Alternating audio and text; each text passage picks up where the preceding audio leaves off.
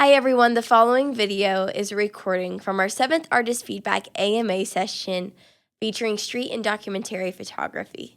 This session was held in the MetaJungle Discord on July 29th and hosted by active photographers and collectors in the NFT space, Mike Schmidt and Leslie Spurlock.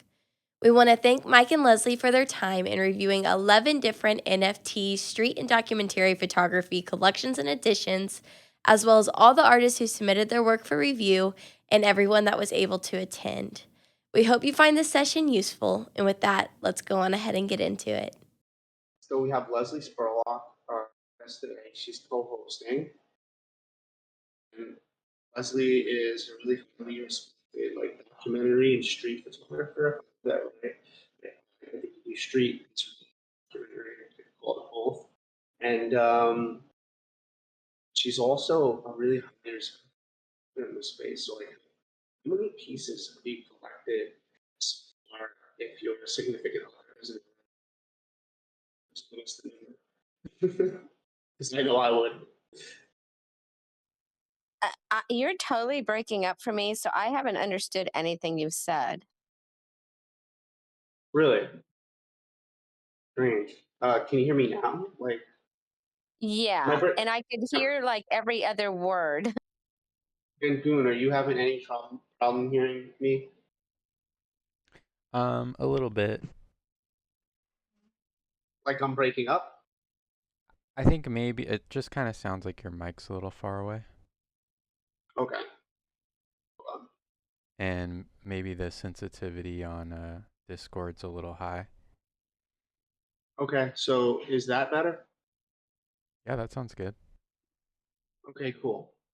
All right. So yeah, I was just basically like introducing you, Leslie, as like a street and documentary photographer, but also like a highly respected collector in the space. And I was basically asking, I know you've collected a lot of pieces from, emerging artists all the way up to like established artists. And I was wondering at this point, how many pieces have you collected? If you're willing to share that, if your significant other isn't around, because I know you've said, he'd get upset about the number. And if my significant other was around, I probably wouldn't say the number of how much I collected either. Yeah, you got lucky. He just went off to go somewhere, so we're good. So I've collected, and I've probably miscounted. I probably collected more, but my latest number as of today is 836, and about half of that is from Ethereum, and the other half from Tez. Wow. And like, what is like the distribution between one of ones and additions, you think? Oh, that's a good question. I have no idea. I would say, I know I've collected a lot of one of ones, and I've collected some recent one of ones that were very pricey on Tez as well. But I'd say probably at least, I mean, probably about 4060? yeah, that's what I'm thinking. Probably about 40, 60, maybe something like that. You just love collecting. I noticed I that. Like if do. you like something, you just kind of collect it. You don't sort of think about a lot of other stuff that goes into it. Like it's beautiful to you, you collect it. If it's an addition, you collect it. If it's a one of one, you collect it. But yeah, I respect your super high support for the space, especially like emerging photographers. But all artists, right? Yeah, exactly. And I love discovering new artists. So that's really cool. And then seeing them just blossom from there after they've made their first sale to me, and then others see it and then they buy and then they sell out and stuff. So that is so awesome to see. But yeah, I mean, I buy what I love, and I rarely buy to flip at all. So I just buy pieces that resonate with me, mostly photography, but I buy other pieces as well from different types of art form. Yeah, so I've done like 40 of these AMAs now, maybe more. I don't know at this point, but I do remember in a lot of them, where I go through the photos and it's like collected by Leslie Spurlock, and it'll be like sometimes it's the only image in the whole collection that's actually collected, and it's from you, and it's usually the best piece. I'll say that, so you have good taste. But I've definitely seen that plenty of times, and I also know the feeling behind buying from an emerging artist and buying their first piece or so, and then me showcasing their work on Twitter, and then seeing other people start to buy it, and then get that message from the artist. And it's really nice too, especially when it's an international artist that is from a country that has a much lower income. And so USD value through Ethereum can do a lot more for them than it can from someone living like here in the United States. And so I've gotten messages from people saying like, oh hey, I showed my mother that my first piece sold, and maybe it was like $1,400 or $1,500 USD. I remember this was like sometime like almost last year, and they were like they could pay rent for like 3 or 4 months. So to me that was really amazing, and I had a lot of gratitude for sort of being the catalyst for that to happen, and it made me feel like I was doing something in the world more than what I had been doing before, which was just making art and going to my corporate job. So I'm sure you could relate to that. Yeah, exactly. Sorry, it takes me a second to find the push to talk because it doesn't stay up.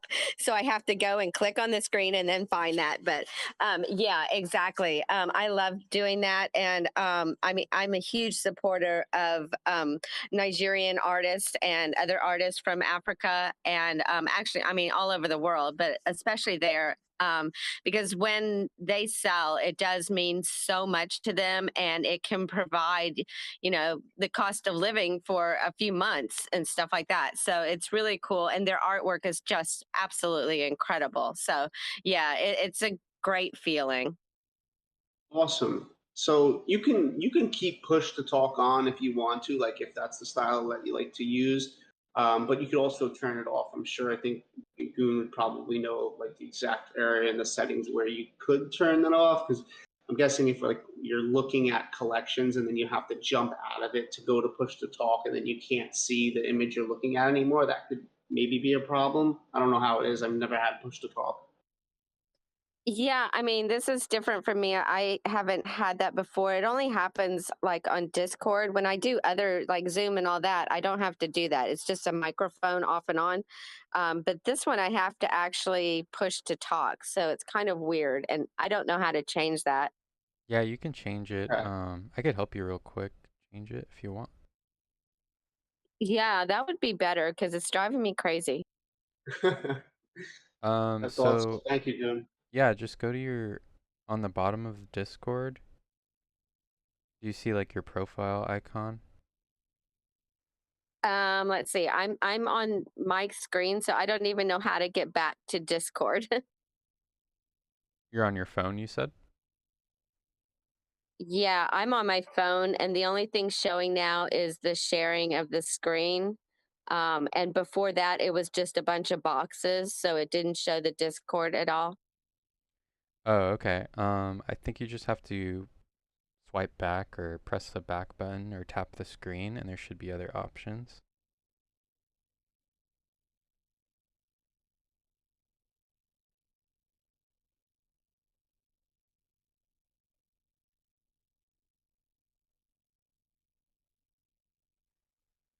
Okay, I'm not sure what I did.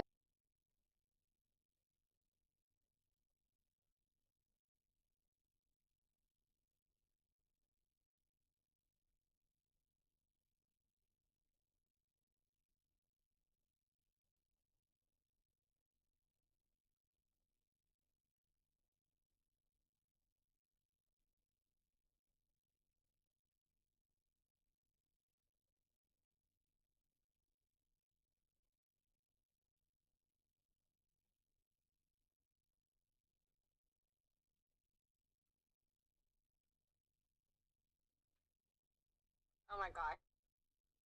A second there. Okay, I'm back. Are you back though? I'm just going to leave the push to talk for right now. Okay. I figured it Cool. out. I was just on my phone. So I think you just tap the screen and there should be like 3 dots at the top when you're watching the stream. Okay. And then if you click on those 3 dots, it should say like voice settings.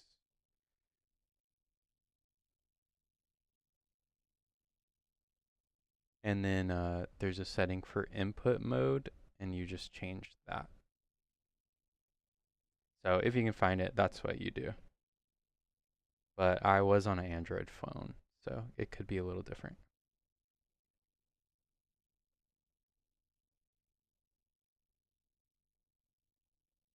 Okay, I think I got it. Can you hear me? Mm-hmm. Yeah. Okay, cool. Yeah. Now I can't zoom into your stream again though, so. I don't know why the push the talk would change that, but you should still be able to see my.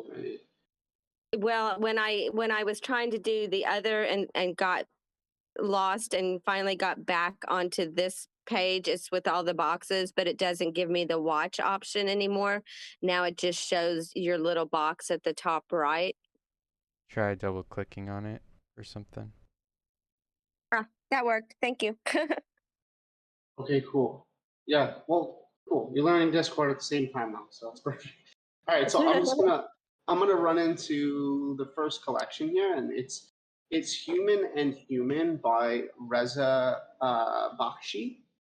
And this is a Sloika collection. I really like looking at the Sloika collections because like you could just use the arrow keys and go from one picture to the next, and um, it's just a beautiful interface. Like I think it's better than any other interface that's out there, including Super Rare, to actually look at and appreciate and critique photography and just in general. So I'll read Reza's statement. So the architecture is the result of geometric figures colliding, shapes that politely greet each other, punch, turn away, transform, and sometimes combine and dance with incredible fluidity. And it is these mornings that shape architecture's history. Geometries are connected and have no significance without one another.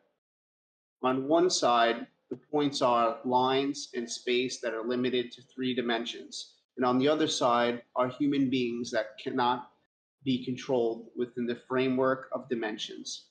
Human geometry has infinite mass and is beyond time and space, but it can easily fit into the small space of a room. And it is a miracle how geometry fits into and affects the limited 3-dimensional geometry. But these 2 geometries are inseparable. 3-dimensional geometry takes meaning from human geometry, and human geometry itself is the creator of 3-dimensional geometry. In fact, the action of 3-dimensional and human geometry is the action between human and human. I really like this, by the way. This artist statement really making me think about how humans create the geometry and architecture.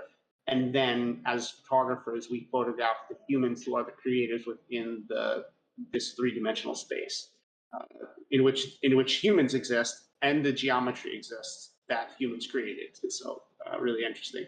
And it is that one person greets another man respectfully, punches, turns his back, changes another, and mixes and dances with insane fluidity.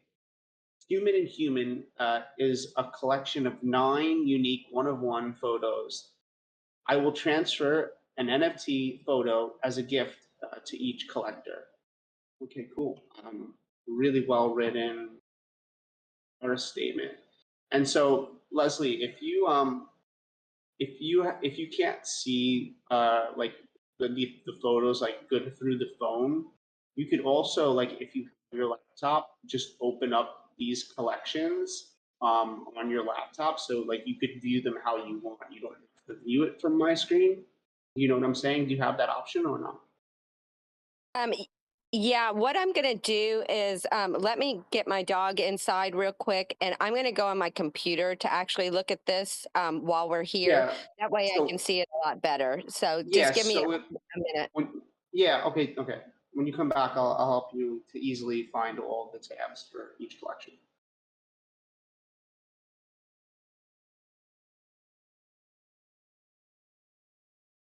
In the meantime, I hope you're doing well.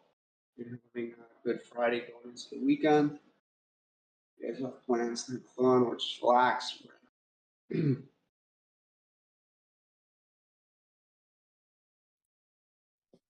Okay, I'm at my computer now, so let me go Cool. to. So if you go to the Yeah. Discord, you know, on your computer, if you're looking at my screen right now, there's Okay. look at my screen first. There's AMA announcements. It's above the feedback AMA one we're in, and in there I listed all the collections in order. So if you go on your Okay. computer with Discord, you can just click each one of these links and then just have them all open, so that when I'm talking about one, you can easily navigate from your computer, and it's probably like way easier than looking through the phone. But when you Yeah. want to talk about a piece or like whatever you want to say. Okay. So it's in. You said it's in announcements, or Yeah. Well, it's at the bottom. There's a section called Artist Feedback AMA. It's above okay. the room that we're in right now. It's a couple above. It says AMA announcements, Okay. and it has all the links. So like the first Perfect. one, I res is there.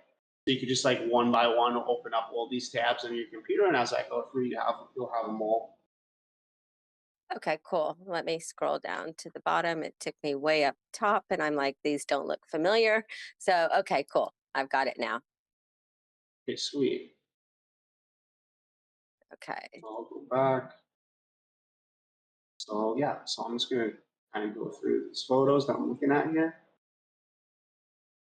So like the artist statement said, it's humans within these geometric spaces, but it looks like you also have like these beautiful reflections happening, lines and geometry. Yeah, I mean, the compositions and everything are just incredible. Right? This is a fantastic collection. I know, and I don't think any are collected yet. I'm not at that screen, but has anyone collected any of these? Wow.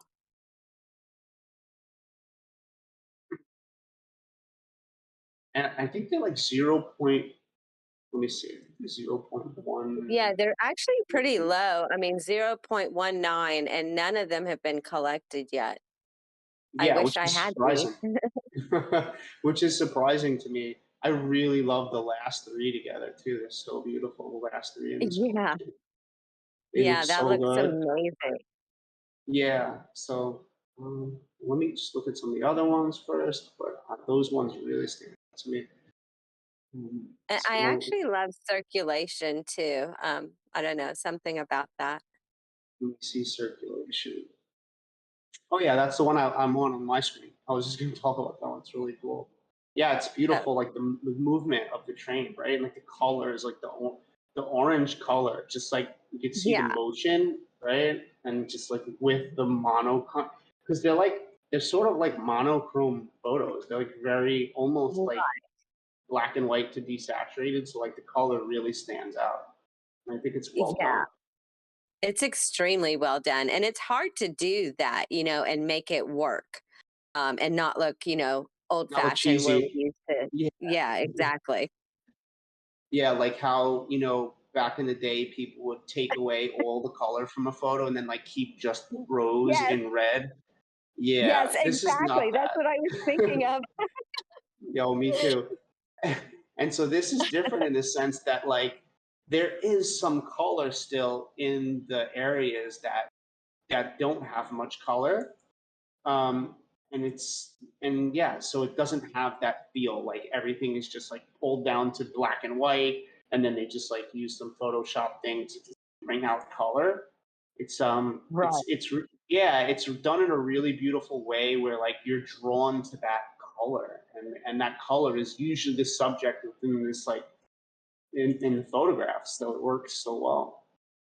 Yeah, they did such a great job, and even with the description and everything, it looks absolutely fabulous. I love it. Yeah, the shot I'm looking at I'm right now really is so good. surprised no one's bought any. Yeah, well, we'll try to find out. Like sometimes it's just that like not enough eyes are on the collection. Sometimes it's that. Well, let's pull up Reza's Twitter. Yeah, that's what I'm doing now. Yeah, so I And- usually investigate. Well, I mean, his print tweet is from May 23rd, and it is these photographs. Wow. May, June. I mean, it's just, I think he dropped it at a time where like everything was like edition crazy. Editions. Yes, exactly. Yeah. But these are just stunning. I'm going to retweet this right now. Yeah, I just did that too. That definitely helps. So, but I mean, the AMAs help too, get some eyes on it. And it seems like we both really love the Reza. And it's just that maybe maybe take your favorite photograph in here, like these last three are really really stand out. And maybe it's because my collection is about this sort of like solitude. And you take your favorite photograph and post on Twitter and like talk about it, like talk about why these moments mean something to you. And give like a link to your collection. And we'll try to reshare and as a community help you out to get more eyes on this, because I think that's what it needs right now, because I do see people buying like way more one of ones right now. Do you see that too, Leslie? Like I feel like a lot of people focus have shifted Yeah, on the back East to it. side for sure. Yeah, I'm seeing that a lot more now. In fact, it seems like the editions are getting harder to sell these days on Ethereum. Yeah, I noticed that too. So yeah, I'm hoping my super rare app gets picked up soon so I can post my one of ones there, because Foundation doesn't seem that many people move the work as much as it would on super Yeah, rares. Right? yeah, that's true. What's tough.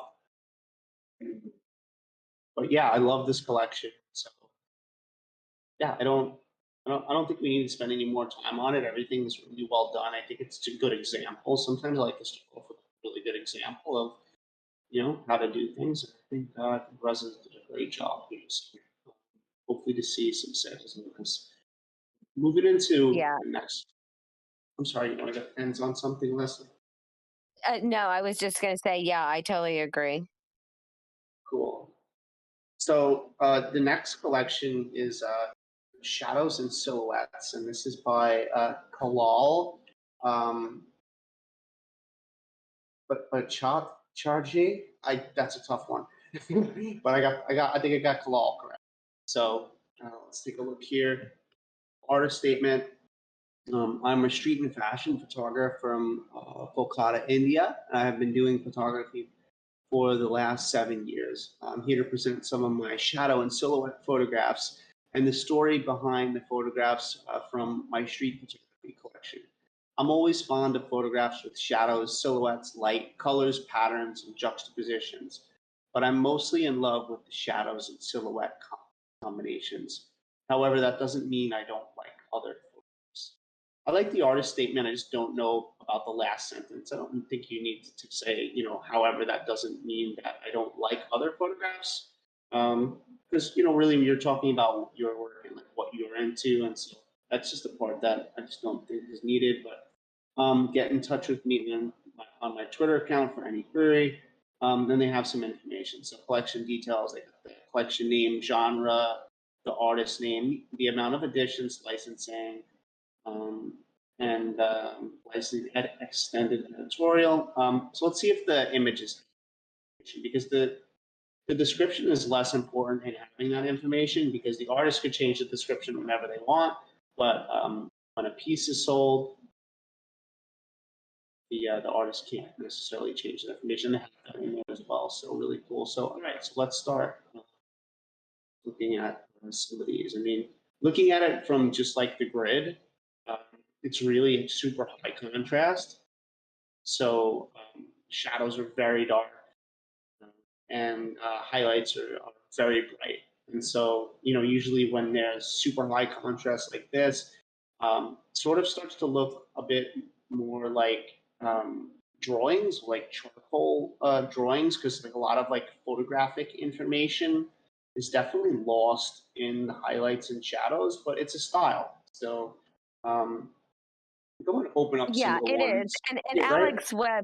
Alex Webb does a similar thing in his color work, where the blacks are very black and stuff like that. So Yeah, it's definitely a style for sure. yeah, for real. And Alex Webb's my favorite street photographer there is. So I definitely can resonate with that one. He's beautiful, and I think he shot on Kodachrome, which is like no longer available, which kind of sucks. But Yeah. so I'm gonna go through the ones that I felt were like more successful for me, and so I really like this one here. This composition is really interesting, right? Like he's composing off of like somebody's shirt that says lazy and it's a kickback Mickey Mouse. And then there's this kid that's in this like beautiful stride, like um, just like wonderful. Even the cleat of his shirt is silhouetted in the hand. And so, this makes me like wonder, is this street or documentary or is this kind of like a setup shot? And if it's not, I mean, then more power to you because like that's seems like a really, really difficult moment to capture. Like what you think, Leslie, like that's a tough one, right? Yeah, exactly. It's a cool shot. I like it a lot. I mean, I have my favorites. That is not my favorite, but I do like it. It's one of my top ones. Sure, what is your favorite? Let's open it up. Actually, my favorite is the companion. Um, I love the composition of this a lot. Mhm. As a photojournalist, this one to me is the least, the one that I don't feel like is so set up. It looks more like a photojournalism style photo. And, my eyes are going around in all the places that it should be, from the kid that's blurred to the shadow to the tree. And then it draws you back in again to the kid. So, and, in the whites, there's details and stuff. So, there's not that much detail in the blacks, but I still think compositionally it's a really good image. Yeah, I agree. And then it even kind of takes you into like the depths of the home a little bit. Like you have this like Right. yeah, which makes it even more dimensional. I do think this is a really strong one, and it was up there with some of my favorite as well. I think Yeah, this another one just one, has the most yeah, layers to me. yeah, a playful childhood, and this one here, the third eye, really interesting to me. Like right off of, so what's the third eye? This really actually reminds me of Alex because he has a lot of work where he juxtaposes like a human subject with a like a painted background, and it's Right. interesting, right? Like it looks like he's walking by with devil horns like perfectly, and I can imagine that those horns are actually from the painting and not from the actual human in this, and it's just an interesting photo. It just it begs and asks like a lot of questions. I think some of the coolest images for me are the ones that make me like ask more questions than just kind of give me an answer. And yeah, all these symbols and yeah, what do you think of this one? Was this a strong No, one for you? I agree with you. And these are the type that, like, for me, are so difficult to get, and some people just do them so well. And I mean, just I don't know if it was set up this way or what, but if he happened to just catch it like this right at the right time, that's pretty amazing. So, but yeah, I do love it. I love the position of the guy and everything. And it looks like the horns and stuff like that. So it's actually it's a very cool image. Yeah, it is. It some of these it either makes me feel like if my timing is not there or I'm not shooting enough frames or that these could possibly be set up which would make me feel better about myself, but I have no idea. I have no Yeah. idea. Anyway, but the playful child is a beautiful one too here, because you have like the children with all the details in their skin and everything. They're not necessarily silhouettes, and I love how they're communicating with each other. And then you have also three children on this end. They're fully silhouetted, and they have more of an alien feel to them, right? Because they're very thin and they have like the long body, and then it's really mysterious what's going on here, and it's like the juxtaposition between both sides of the frame is really cool to me, and the Yeah, leading no, I line. totally Yeah. agree. I totally agree with that. Yeah, I love it. And I love the partial kid in on the left side as well. But yeah, I love how you can see the detail in the three kids on the left, and then the others are silhouetted. It's really great shot. Very good. Yeah, it's a good timing moment too. And this is a shot where I don't question anything. Like, okay, Right. this doesn't, it doesn't, to set this up would be like a lot of work and rehearsal with kids that just don't normally, abide by that kind of shit. They're just like doing their thing. And so, yeah. Right, right. Yeah, no, this doesn't seem set up at all in any way. So, which And is what I love also about it. yeah. So, is there one that you want me to open up? Um, let's see. I'm trying to see. Um, I think curvy path. The only thing that I'm bothered by is that I wish the square wasn't touching him. I feel like Mm-hmm. he should be over to the right and up just slightly. I think it would work a lot better. Agreed. Um, yeah, but it is an interesting image.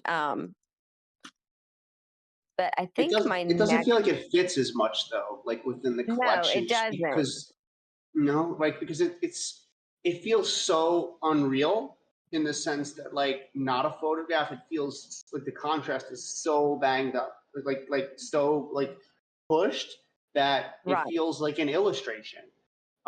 And they right. don't all feel like illustrations, but that one really feels like an illustration, and it has a lot more to do with geometry, I think, than the other shots. Yeah, no, I totally agree. I totally agree on that. Cool. And then there's Winter Lights, which I think is a strong piece too. But there's something about this piece in the collection too that makes me wonder because I think that with black and white photography that a lot of times people think that as long as the photos are black and white that the collection is cohesive. But this shot has a completely different vibe from a lot of the other photographs. I mean, this is Yes. nature, right? There's you got this beautiful light coming through. It's nature. It feels a bit more about like solitude. This guy's on this journey through nature, and so I would consider more of like a stronger curation here. Like there's probably a few shots that I could call out of this. I mean, and the good thing about like OpenSea is that it's there's none have sold, which means like you can clearly go and call this collection down to like four or five, like Right. okay, so yeah, playful childhood. Um, let's see, I mean, the like third. for me, I would choose the companion, Mhm, stay lazy, playful childhood, and the three eye, and maybe even the reflection. And those would be mhm. the ones that I would choose. I do like the reflection. I don't know, something about it I really like. It's really high contrast, but I kind of like it. It's pretty cool. Yeah, it's strange because like the proportions are really strange because this sandal with this foot, I'm Yeah, like, I thought that he was barefoot, and I saw yeah, like what, and then there's the bird in there too, and the head is kind of like mutilated, like because like this is obviously a reflection in a puddle or something.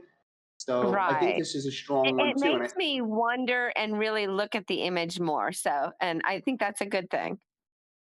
it is, and I think you picked some good ones, as far as like how I would call this down, and I think that's a great idea. And so, if they're listening, if they listen to the recording, yeah, I would call this down to a smaller amount, and I would start re-promoting the collection. I mean, I have this sorted by oldest, so the companion is the oldest one there. So it's 4 months. The collection has been up for 4 months.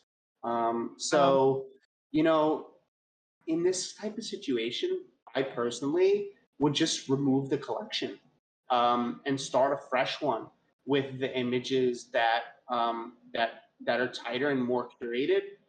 Because I think, in a way, it's not as attractive to a collector to see like the 4 month time frame where none of the pieces have sold, whether that means that the artist, just wasn't as relevant in the space, or wasn't promoting the work as much, or kind of just left. It could look like the artist like just abandoned or left the collection. So in a case with OpenSea, I would just redo it. I would just delete the collection as a whole because there's no volume traded, and then I would just recurate it. So, yeah, and it's easy to do because none of them are up for sale anymore. So, oh, they're not even for sale, and that's a good point. no. So, yeah, I would definitely do that. And then as far as just like looking at descriptions and stuff, let's take a look. We have the description, uh, story behind it. I am a street photographer. So introduction about themselves. I would probably put the story behind the photograph before the introduction about yourself. Yeah, that's what I was going to say. And then put the other down below if you want to put that. Exactly. And that can even belong in like the main description, I guess, the introduction about yourself. Collection details. We have all the necessary information that we need. At this point, if you redo your collection, I would add these important things like licensing, edition, and artist name into the properties selection, as well as that's sort of the new metadata for the blockchain. And with that, I think that we covered this one really well. Thanks. Yeah. Cool. So we'll move on to the next collection, and this is Children of the Far City. I'm excited because it's another Stoica collection. It's so much easier to look through the photos. It's so much faster to go through it. Oh, And I've this is seen this by collection right? before. Yeah. And this is by Halleck Alp, and there's none sold. And I know. 0.2. And I really wanted the goat and boy one, but Yeah. unfortunately I can't get it. It's the most powerful image for me in the collection. And it's kind of by far actually the most powerful image for me. It's just Yeah. the expression on the boy, and it's a little androgynous too, because I didn't know if it was a boy or girl until I actually read the description. But Right. yeah, there's just something so soulful about the way they're looking at the camera, and how the photographer has them comfortable enough to give this look. And the frame is weighted so beautifully with the goat and the box here, adding a little dimension to it. And yeah. Yeah, it's an amazing image. I fell in love with it when I first saw it, and still just love it. Me too. So let's take a step back. The other ones that I thought were really strong for me was like Game with Dog and Game in Car. The titles, though, are a little bit like I'd like for them to be a little more abstract. The titles, a lot of times, I think that the title's really important. Like when I always compare it to movies. Like when I'm looking through Netflix and stuff. Like if there's a title that's really captivating to me, it almost, and even the artwork on the graphic design for the movie will make me become intrigued and go in and want to watch the trailer. And so I think a lot of titles people use are just too direct, like game in car, goat and boy. And it's like, it's a little too direct for me. And I try to think of ways to kind of like be a little more poetic about the title, to where you don't give us like exactly what easy for us to see is what's going on in the image, but maybe open our imagination. But I thought Game with Dog is a successful image because all the proportions and what's happening. I even like the kid that his head becomes the mirror of the car in the background. I actually just noticed that now. I didn't even notice this before, but it's a really playful moment. The girl grabbing the dog. The leash is really interesting because it looks like a pearl necklace. The kid in the very foreground who's sort of blurry. You don't even have to see his face to know that he's like super joyful. Just the outlining of the face gives that for me. And like the girl in the background, she's got her hand over the mouth. It's a good one for me. You like this one? Yeah, actually, that's my next favorite one. I love the composition. I love the joy. I like this so much better than the game and car one because to me, the game and car one, the kids are looking straight at the camera and smiling. It seems kind of posed to me. Mm-hmm. Not that it is, but and that's my personal preference. I'm not a huge fan of looking into the camera and smiling images, so that's probably just a personal preference to me. But I think that game with dog is so much stronger, in my opinion. That for my preference. And Game and Street, I like the composition of Game and Street as well. Mhm. So yeah, so I mean, I agree in the same order as you. As like Goat and Boy is my top. Game with Dog would be my second. Game and Car is actually my third. I do enjoy the little feet coming down and the Yeah, composition is I do really like that interesting. part of it. I like that Mhm. part of it a lot.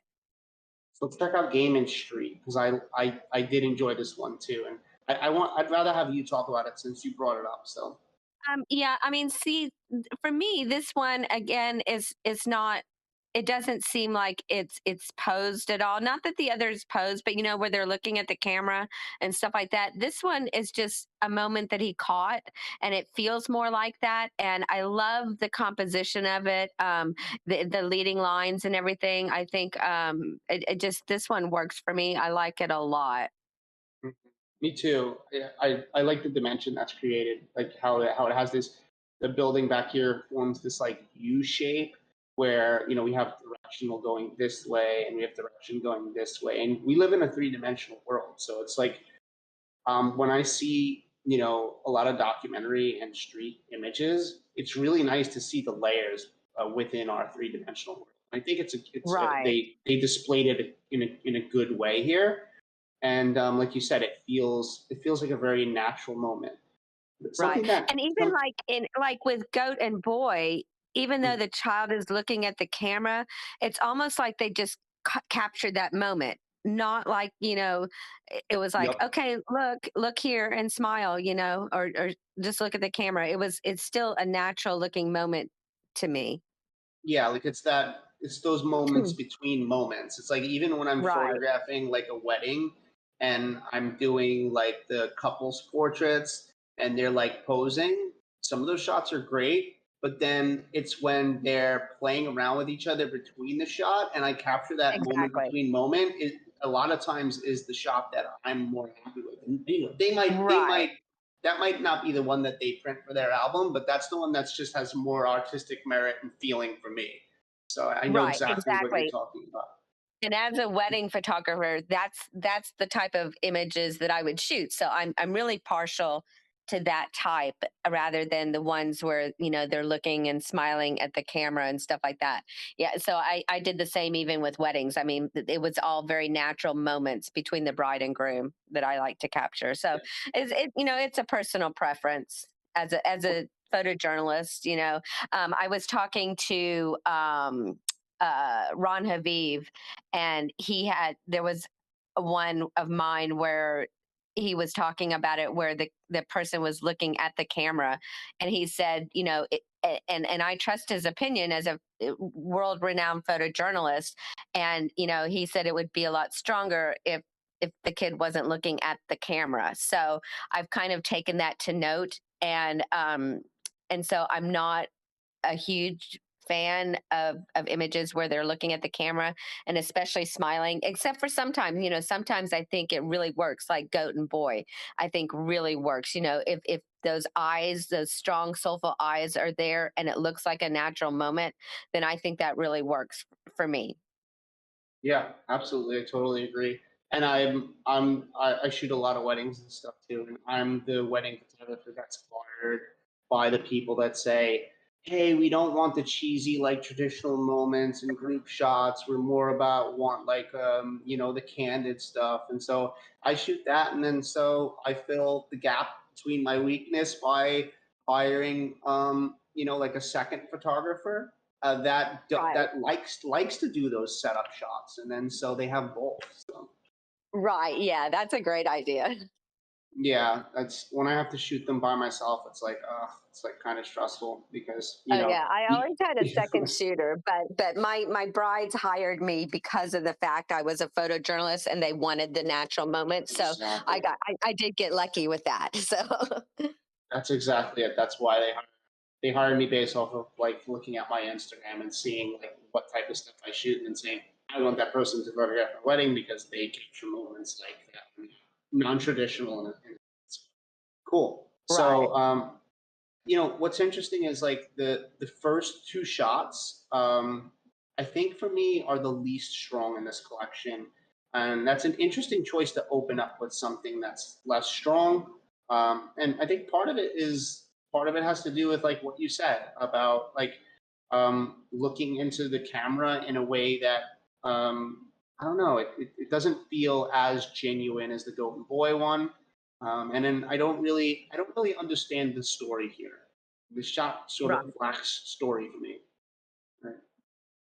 It's just kind of like Yeah, kids being like kind of jerky or like just kids like has this mask down like yeah what and the other kid in the background doesn't provide a story for me at all. And maybe they're twins. They're wearing the same shirts and stuff. And if that's the case, I would have probably displayed them together in a more I don't know maybe in a more Twin Flames kind of way. Justin Emersama Twin Flames kind of way. I have no idea though. But great dimension in the image, just lacks a story for me. The second shot, um, it's really well composed. It's just that the expression is not where I would have clicked it. I think that's what it is for me. Is that I probably would have clicked at this expression. It feels almost like that deer in the headlights sort of thing. Like you just kind of rolled up on her and took it, and she was like, "What's happening? Like what's happening right now? This person's taking my photo," and so it lacks a little bit of that soul that that next shot has. I don't know if you feel the right, same way right. about this. But I mean, I like the composition of it. I think the Me too. composition's very strong. Me So too. yeah, but I agree. So yeah, cool. So, but beautiful collection. And is this another collection where there's none sold?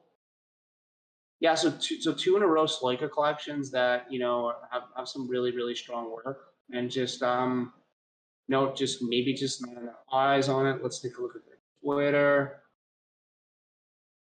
Decent amount of followers. They do the pinned tweet, which I'll retweet. You know, Yeah, I mean, I know like I've been speaking with him in DMs and stuff like that. So he is trying to get the word out. hmm yes, So and that's good. And look, he's showcasing all these other great artists. He's having respect for that, spotlighting the people. So yeah, would love to see this get picked up. yeah, I mean, In if a I few of had the these. money, I would get the goat and Golden boy Boy. one. Yeah, Yeah, I really like it. it's definitely stand out for me. So cool, really interesting collection. Let's see, children of refugee families um, fleeing the immortality of their own country. It doesn't matter much to the kid. So fleeting the mortality of the country. So with that artist statement, Golden Boy again, really hits even with the artist statement and even maybe Game and Street. Would definitely think about the artist statements that you write and they how it relates to what we're looking at here. Description: little girl I ran into in the streets playing with a goat. She gets caught in my camera. Cool. I don't think you need huge descriptions. I think that's fine. Great. Yeah. Overall, great work. Move on to the Yeah. next. Yeah. Yeah, let's move on to the next collection. You know, and I don't know if you have any time restraints. These go on for a pretty long time. Obviously, we're only at the third one, and we have 11. So if you have to Oh, leave at okay. any time, then you know, Okay, let's cool. do these. Thanks. Yeah, I don't want you to feel pressured. Cool. So the next one we'll go to is Traces, and this is by Bilal Eskiglu, Eski Eskioglu. I think that's how you say it. And okay, so let's read. You know, one thing I look at banners a lot, and you know, there's a lot of times I see in these banners where the head's cut off and it doesn't seem intentional, and you know it looks very low resolution, and so and I think banners are important. I think the banners are important. So I would definitely um, see what OpenSea is requiring for the dimensions for a banner, and then you know create a banner based around those dimensions. That's going to be simple, and you know I see a lot of people do some cool ones where they have the name of the collection in there. And you know, so I'm not very good at that stuff, and so I have Anna Julia Gabi, who's really amazing at graphic design, and you know, she usually does it for me. So if there's something that you're not good at, you know, definitely reach out and network with the people that are, and you know, she does stuff like that for me, and she does my, you know, she does my sneak peek sort of posters and stuff, and then because of that, I give her 3 pieces well within the collection when the collections drop. You know, they're edition pieces, so some full on ones, but you know, it's always great to pay back the people that help you. So just looking at this, 6 items, total volume 0.09, so one person collected from this. Uh, Floor price is 0.1 in the collection. So take a look at the artist statement. Our childhood memories are hidden in the streets. If you're looking for them, hit the street or check out this collection. This collection of special photographs taken in different streets in Turkey in 10 years, suitable for original size and high quality printing. Okay, you know, sometimes simple artist statements work. This one for me, I think you could hit on a little bit more in your artist statement. You know, it's childhood memories are hidden in the streets. If you're looking for them, hit the street or check out this collection. You know, it's a little vague. I try to be, not everybody's a writer, right? Not everybody's a writer, but it's a good idea to think about how you feel when you take these images and what this collection like means to you, and then maybe like same thing. You know, find a writer within the space, or find somebody whose collection that you admire the writing behind, and you know, ask for help. There's a lot of people here in the Web3 space that are willing to help, and I know MetaJungle is working on finding, you know, someone who wants to help with international artists that need help with language barrier and writing artist statements. That's all I have to say about the artist statement. From looking at it as just a grid, hard to try to figure out the story here. You know, just because the images are all taken in Turkey within the span of 10 years doesn't necessarily make this a cohesive collection. So the first, right? So the first image, which is, I think, the strongest, it is collected, Baker Woman. I'll open it up. Beautiful image, beautiful lighting, beautiful silhouette, perfect choice of a vertical image, fog coming in. Collected by Whiskey Bath, who's super well known as being a big collector in the space. And then, you know, so that feels like a solitude image. You know, a look at histories feels like a solitude moment. Then, you know, you have Worry and Hope, which is like a portrait or even in an environmental portrait. Then you have Mr. Pipe, which is, you know, also a like an environmental portrait, but it's just that the lighting isn't consistent in a lot of these either. Like, so it feels so like Mr. Pipe, which I think is a title that's, you know, a little bit too direct too. I try to be a little bit more poetic with the titling. Gorgeous lighting, really interesting lighting, and how it's highlighted on the man's drink.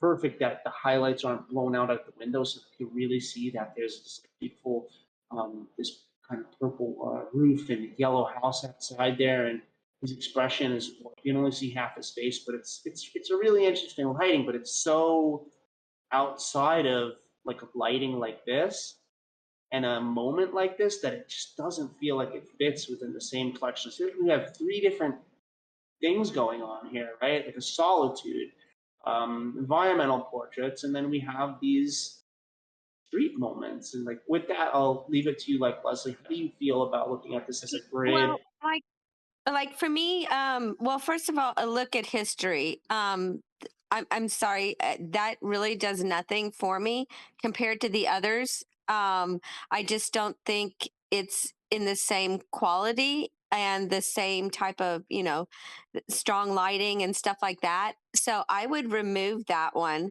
I wouldn't even mind, if you did Mr. Pipe, Worry and Hope, and Baker Woman together. Or even you could even add in Game in the Cradle, because I think those all have great lighting and they would all actually look good together even if the story doesn't necessarily match. But I think the strong lighting and strong images match, so I think they could go together. And I would leave out the other two, Spring and Autumn and A Look at History, because just the lighting seems kind of flat to me. And just even though the composition of Spring and Autumn I like, but I just don't think it goes with the others. So if you take out those two, it will automatically look like, with the colors and everything, a stronger collection to me. Even if the images don't necessarily go together, I think they kind of would, just because of the colors and everything and the lighting in them. I totally agree. I think that's a really well seen point that I didn't see. This is like why I like to have co-hosts that are within the genre that I'm working in, because like um, for me, I saw it as like a few different types of collections, but now how you're explaining it, if we're looking at it from a lighting standpoint, and like if this was removed, Spring and Autumn, and a look at history, these could come together as like a way more cohesive body of work than Yeah. having those two in there, because of that drama of the lighting and the drama of these scenes that I think this is a really interesting shot too. Like Yeah. it's And they're got strong layers. scenes. Yeah. They're strong scenes. So I think for that reason they would work together.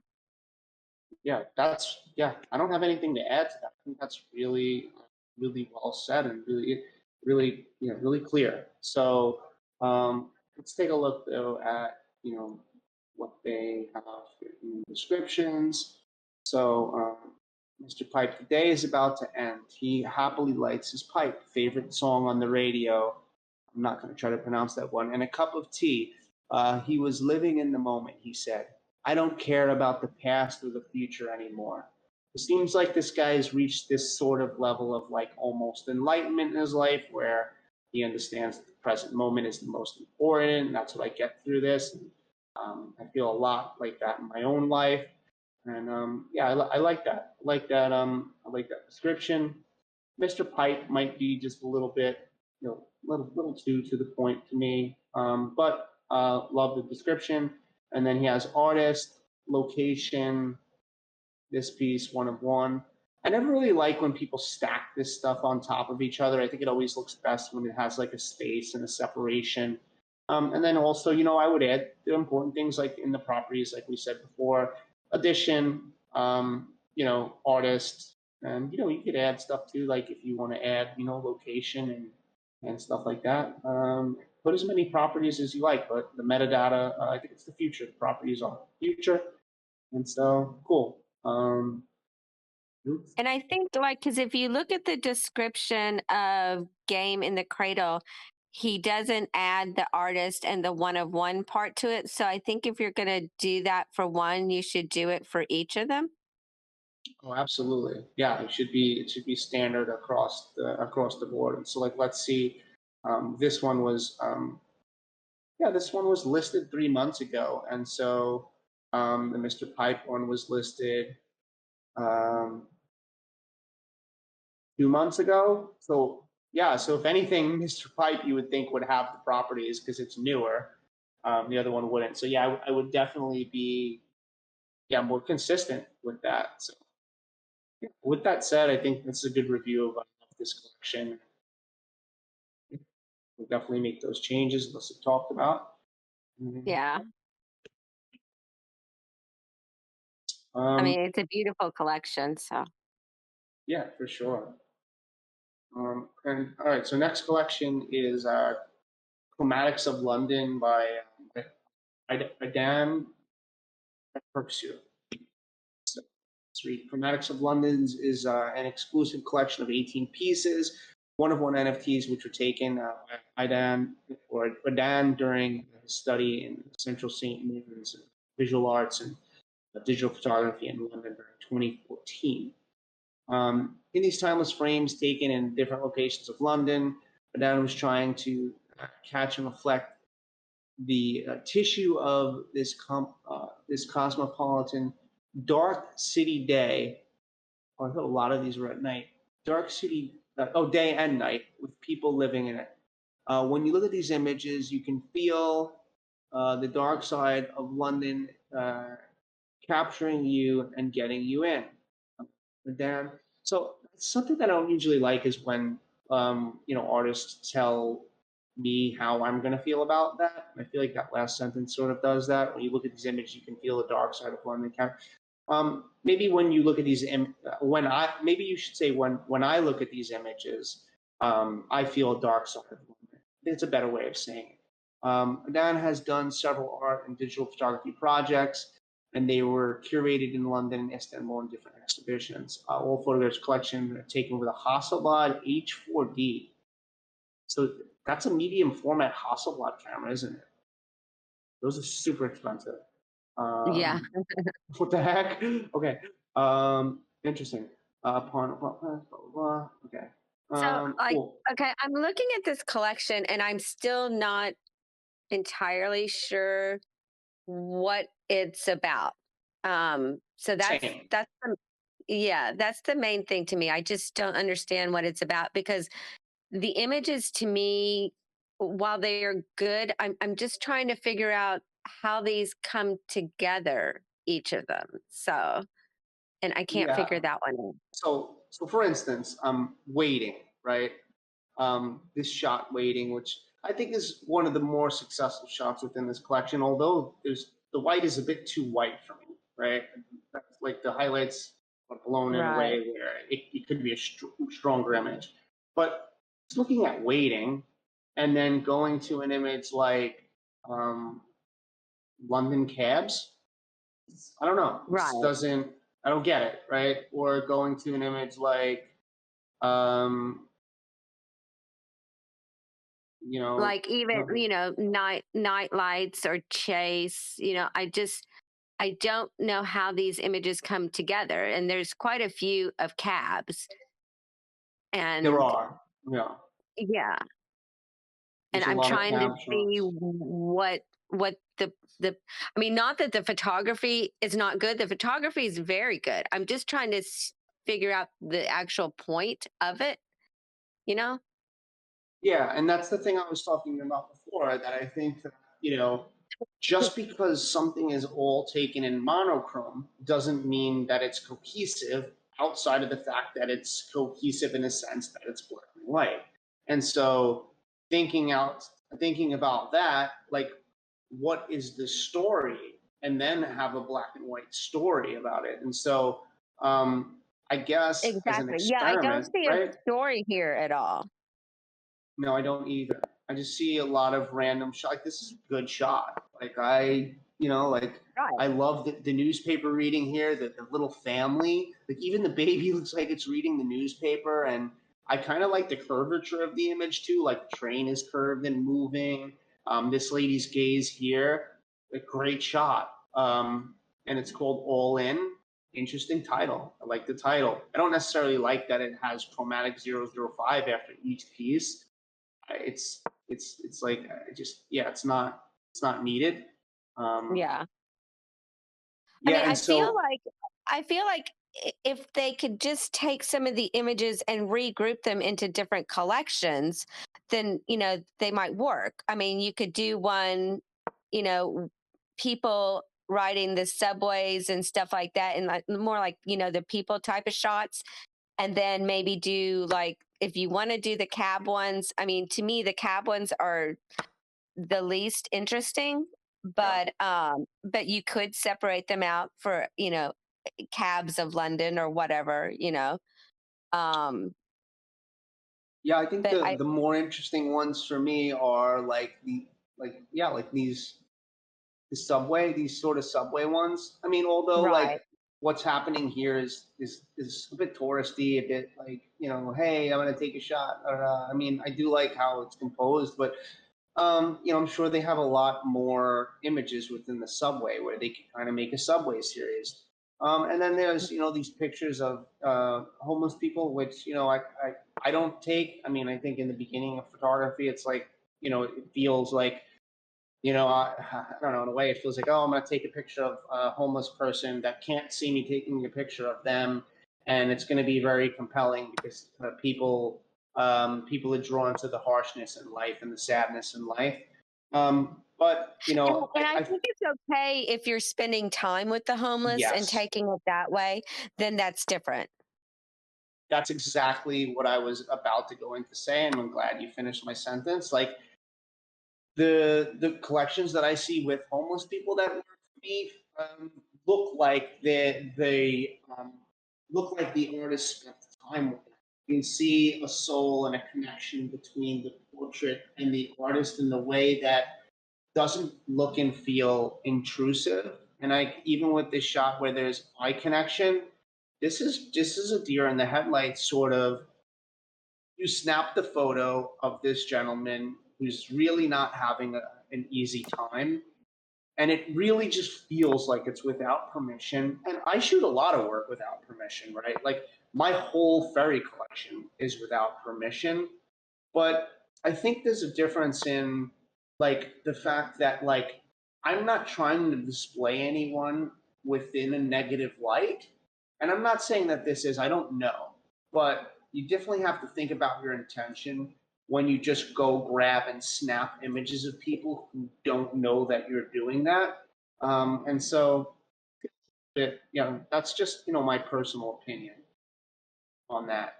And then you have this shot here, anonymous, which is a great composition, and it's really a real witty image. And do not be alarmed. We're from the internet. I do love that. I love this capture. I mean, I love this image. It's probably my favorite image of the group. I just Yeah, feel like it needs to be with a different group of images. yeah. Like where does that belong in the London Eye? Right. So it's curation in this photographer's that this photographer just doesn't have in their arsenal that they can use a lot of help with. So and that's a lot of photographers. That's most photographers. I mean, we're looking at Web3 and we're looking at collections.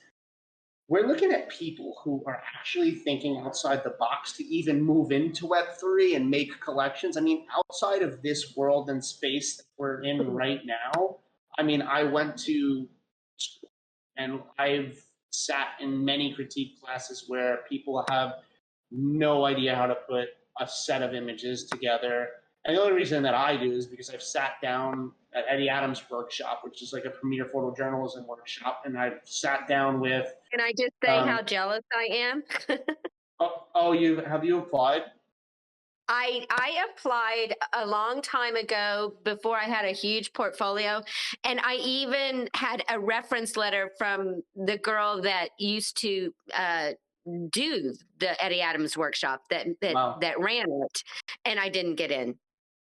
And I think if you applied now with like a well curated body, like some of your work is really strong, like, especially even that image that you put into the People's Collective that we're in, like that's a really beautiful photo. Like you could probably apply with just that body of work where you shot that documentary thing and get in. Like, but like in there, they had nights where you could sit down with the photo editors of National Geographic, Time, Wired, just anything you can think of, and like I remember I was sitting with one of them and showing them a body of work, and they pulled out one of the images, and it was my favorite image in the collection. And I said, "Hey, that's my favorite image in the collection." They said, "Well, okay, hang it on your refrigerator because it doesn't match any other of the story." And that really hit me, and I was like, "Well, this is a New York Times photo editor telling me this."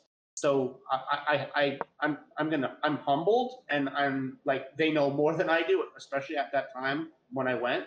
And so I was just like, okay, that makes sense. I have to look at my bodies of work not as these are just really good photographs and they can go together, but I have to consider the story. And so it was really then and the school, when I went to school, which was heavily focused around critique, which is why I do these AMAs, is because I've gone through a lot of critique sessions, and I know how to constructively talk about work that is like, there's a way to, and you do too, obviously, Leslie, because you're displaying that here today. And like, there's a way to talk about work that you really like without saying, "Oh, I like this," or "It's really pretty," like, and be able to speak about it like in depth, right? And then there's a way to talk about work where the story is not working, or the images are not there, but to speak about it in a way that's really constructive in helping the artist. And so and so that's that's a really good quality that you also have. So I would reapply for sure. It was life Thank you. changing. Usually I'm just like, oh, that's beautiful. That's beautiful. I love it. I love it. So I was a little worried about this because I had to do critiques at After Dark, and I'd be the positive one, and the other person would be the negative one. So it worked out really well. But yeah, so I don't usually do many critiques because I don't like to say anything negative. But as long as we do it in a way that can help people and help Exactly. them grow, then that's great. No, exactly. And so yeah, you're doing exactly that. Like, so that's perfect. And so, yeah, let's look here. Description, photographer edition. You got all that there. I have the properties, but once again, nothing is sold in the collection. I have it sorted by oldest. Collection came out. Why is that information up there? 4 months ago. So, looking at this from like a standpoint of like, it's on OpenSea, nothing is sold. I would remove the whole collection and restart, just as I said with the other one. Because if you don't do that, then you still have the history of showing a 4-month collection that just sat, which doesn't necessarily look good to collectors. That's just the way that it is. So OpenSea gives us that latitude to be able to recreate something new. And I would go for less. 18 items is a lot if you're not selling. Maybe start off with 5 or 6 really strong ones, and that's. Yeah, I agree. I mean, I think you could pull out, it's not that they're not really strong images, but together you could pick out 5, I think, that really go well together. And it would be much easier, I think, to sell in that case. Yeah, exactly. It's like a moments in the city that are just. So I think these can go in together, like this with the reading the paper on the train, and then also like this one that we were looking at here. Like these are. I don't know. They're, in Yeah. some way, I feel like they can, because they're like, Yeah. they're these really candid moments that have a mood and have a feeling, and I think those to me are the strongest ones in the collection here. So yeah, Yeah. I mean, I totally agree. cool. With that, let's move on to the Great Struggle. This is by Ramazan Sirakoglu. And let's read it. So let's read this real quick. Great struggle as a photographer. I'm interested in the great challenge of ordinary people. Many people tell the stories of the great struggle that come to mind first. I'm more looking for little stories that don't get everyone's attention. These stories can sometimes be just a few snapshots for a moment, or my mother or my mother, who has been at the center of my life for 40 years. Sometimes even a person walking in front of me in 3 or 4 seconds just tells a long story. For me, the eyes of a poor child or the desire of a lonely man to hold on to life are part of this great struggle. The biggest stories are hidden. I like to expose them.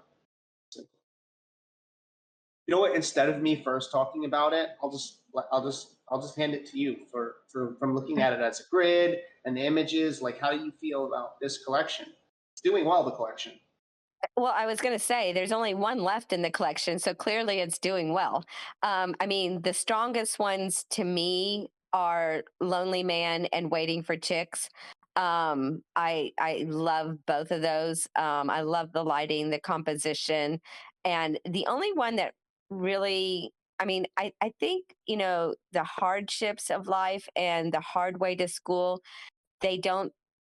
I just feel like you could separate these out and do different collections. Um, I understand what it's about, but I just feel like the hard way to school. It's a great image, but to me, it doesn't. Something about it doesn't seem to really go with the others. And same with all the hardships of life. While being a great image, I think it that these might be better in different collections where you added some more from similar series. Yeah, yeah, I agree with that. I was when I was looking at this, I love the hard way to school, but it just felt outside of these sort of other people where it was more about like this loneliness here, waiting for chicks, like the scrap collector. They felt a bit more. I don't know, if it's work involved or yeah, it's hard for me to pinpoint. It's what's interesting though is I pulled up Lonely Man before you even said it because that was the strongest one for me, and it's like him in the mirror was Oh yeah, incredible. Mitch. Like that wow, is such an incredible image. It's one of my favorite images that I've ever seen here. It's incredible. it is. It's so good. Like and from the fact that he's sitting on a mattress and it looks like the box spring is against the wall to sort of make like a backboard for the mattress, the living conditions in which he's in, the lighting on the face, the legs and how his hands are crossed over. It's a very solemn and sort of a sad image, and he's looking out the window here, and we get detail out here, and The it's like detail, and even in the I window. Yeah, yeah, it's like he's yeah. looking out into wow, like there's a lot out there in the world, and what his life could be, and maybe there's hope in this image, and I don't even know, but it's so beautiful. Like such a good image, Yeah, I'm like and totally jealous of Ashtar owning it. oh, someone owns it. Oh, Ashtar. Yeah. Yeah, Well, yeah, please. And for yeah. 0.1, and then waiting for chicks was I, my other. Was another one. So look at the coin being held up, or whatever this is. It's just like yeah, I don't see that light in New York. I don't get yeah. this light I that mean, comes these through two windows. images to me would stand on their own in foundation. That's to Sure. me, those are just incredible images. Absolutely. But it doesn't matter because Totally. they've sold anyway. So Yeah, they've sold anyway, and so there's one left. Let's look at the one that's left. So, struggle for life in snowy weather. Beautiful image. I love the whites on the top of the tree here too. I love these. I love how the tree is just fully covered and the man is just like looking. Um, you know, he looks like he's. I don't know that it looks like he's struggling, but it's definitely a beautiful image of a man walking through the snow, and I like how they weighted the frame. Nice frame. You think about this one? yeah, I mean, I like that. I think I like it even better than Scrap Collector that sold already. So I'm not sure why it hasn't sold. It's a great image in my opinion. I kind of Yes. wish like it wasn't so busy on the right side, but that's okay. I don't think it really matters, because it's a great image. I'm really shocked that it's the one that's left. Yeah, I think it will sell. Um, Mhm. wait, so it's owned by, is this the person? Oh, Wait, I'm it confused. it No, this doesn't is, say it's sold. Owned by um, Carpe Diem Shots. so it's not owned by the creator. So the Oh, collection is sold out. Uh, oh, did okay. that, Well, then that did makes that, more sense. okay, yeah, so Carpe Diem relisted it for 0.09, so he actually dumped his floor. Like, Oh, geez. so it's a good pickup. It's a good pickup. Yeah. Beautiful images. They're already sold. You can't add the properties, but it has a lot of great information in the description. Geez, a license, everything. So uh, it's a really good collection. I enjoy it. So just want to see more eyes on it, and then would like to see the Twitter link in here. Like Twitter's the bridge between Web 2 and Web 3. I would definitely have the Twitter link in here if you have an Instagram link. But yeah, great job on putting together something that's pretty cohesive and some stunning images there. I agree with you. Lonely Man is one of the best shots I've seen. It's really great. Next collection, The Fisherman's Song, and this is by Muniver Ulusoy. And so you're probably laughing at me pronouncing these names. They're really difficult. They're nothing anywhere near American names like Mike or James or Anthony or like whatever. Okay, Let me just say that go ahead. this collection that we're looking at now has been one of my favorite collections in the space. I'm a little partial to this one. I absolutely love it. Yeah, it's sick. It's like an abstract look at Fisherman, which I've never seen before. Yeah, It's it's incredible. It really is. I'm gonna just read the artist statement real quick. Fisherman's Song. Yeah, you don't want to start the artist statement with the Fisherman Song. I would just start with, it took me 5 years to create this story. That's probably not good to start with either. Probably would start here. During winter, I watched the fishing boats and fishermen on the Bosporus in Istanbul. Sometimes I watched fishermen gather their nets. Sometimes the tired gaze of a fisherman, seagulls were flying around fishing boats, singing a song that only fishermen were familiar. It was it was as addictive as the smell of iodine around. A beautiful song sung by seagulls. I watched the colorful fishing boats gliding like a bride in the azure sea. This is poetic. I wanted to present you the fish caught in the nets, the sunlight hitting the nets, and the most natural conditions of the fishermen. The fishing boats were at least 500 meters away, in the middle of the sea. I took the photos with my telezoom lens. It was a song that never ended, known only to the fishermen of the sea. I would have never guessed that. I thought you were I like I would have never guessed that he took that from a different boat or on land or whatever with a telephoto. I thought, Yeah, I thought it was geez, wide angle. I thought it was wide angle and he was on the boat with them or something. It's Yeah, me wild. too. Me too. Okay, it's really interesting. Yeah, really poetically written. There's a little bit of a couple of mistakes in here, but yeah, I think it takes away from it that you start off with this sentence, "The fisherman's song." It took me 5 years to create the story, because the rest of this is like really poetic.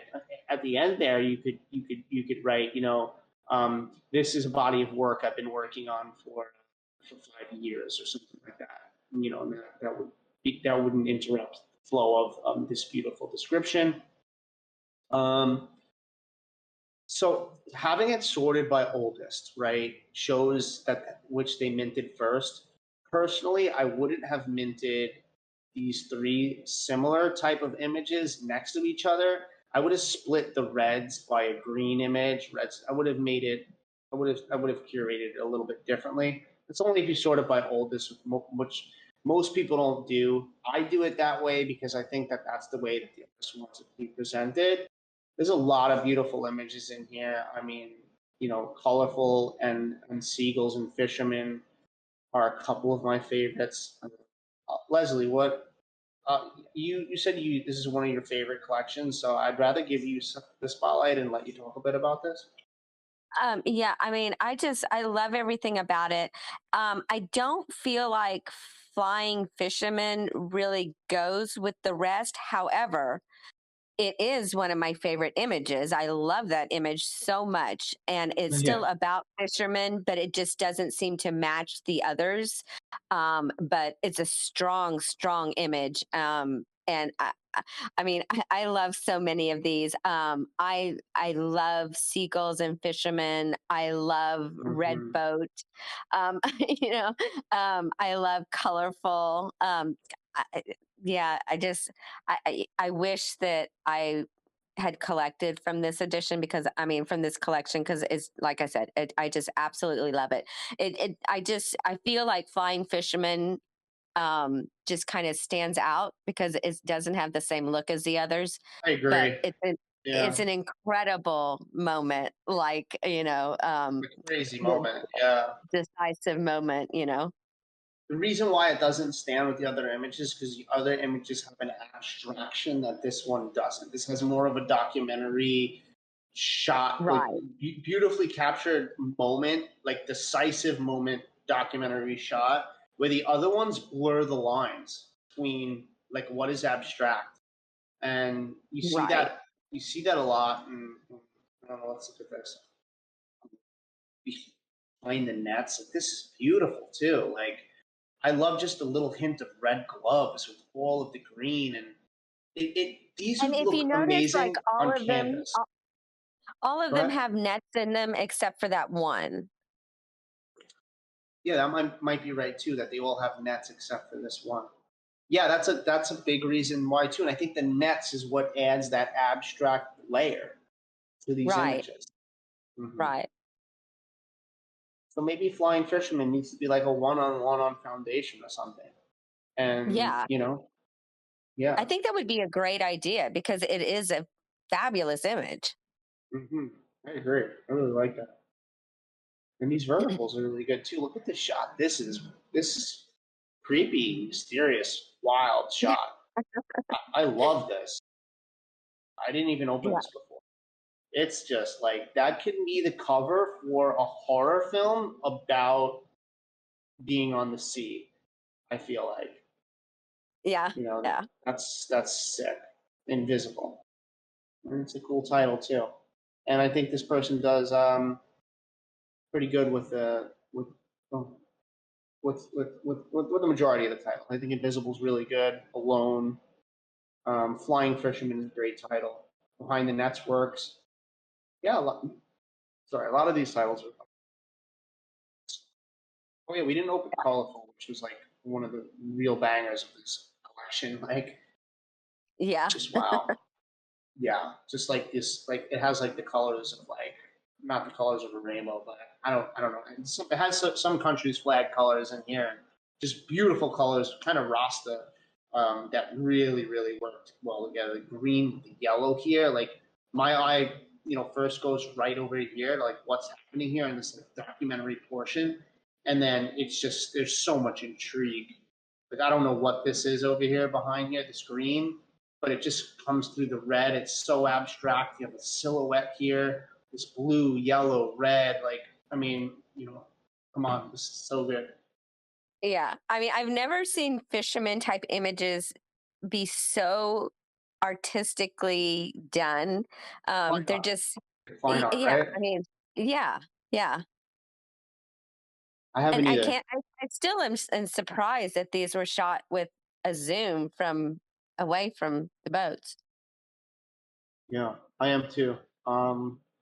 Let's see. Well, there's no distortion though, so it makes sense to be zoomed. That the edges aren't Yeah. distorted. I love the shot with the fisherman and the green right in Oh, the middle, me and too. the birds Yeah. all around it, and the That's like blue my water. favorite. Oh my god, it's so good. Yeah. Still available, guys. Once again, no Twitter link here, no Instagram link. I'd love to click your Twitter right now, go into it easily, retweet your post. But in order for me to do that, Yeah, and they there's a did lot. message me that they have a hard time with English, so they're going to be getting the notes from people afterwards on this. Okay, really great. So yeah, we'll add those little things there. I actually already retweeted this today. This was one of the collections that I featured, saying that me and you would be talking about it because it really, really stood out to me, and I wanted some eyes on it. And so, with that, yeah, you get one owner. Let's see how old the collection is. This is the oldest one. 3 months. It's old, but it's not like it's not like 6 months. We did go through that period where it's very hard to sell one of ones.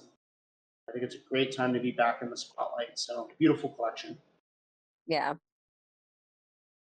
Next one, we have 4 left. Next one is Game of the Dilemma, and this is by Second Genichi.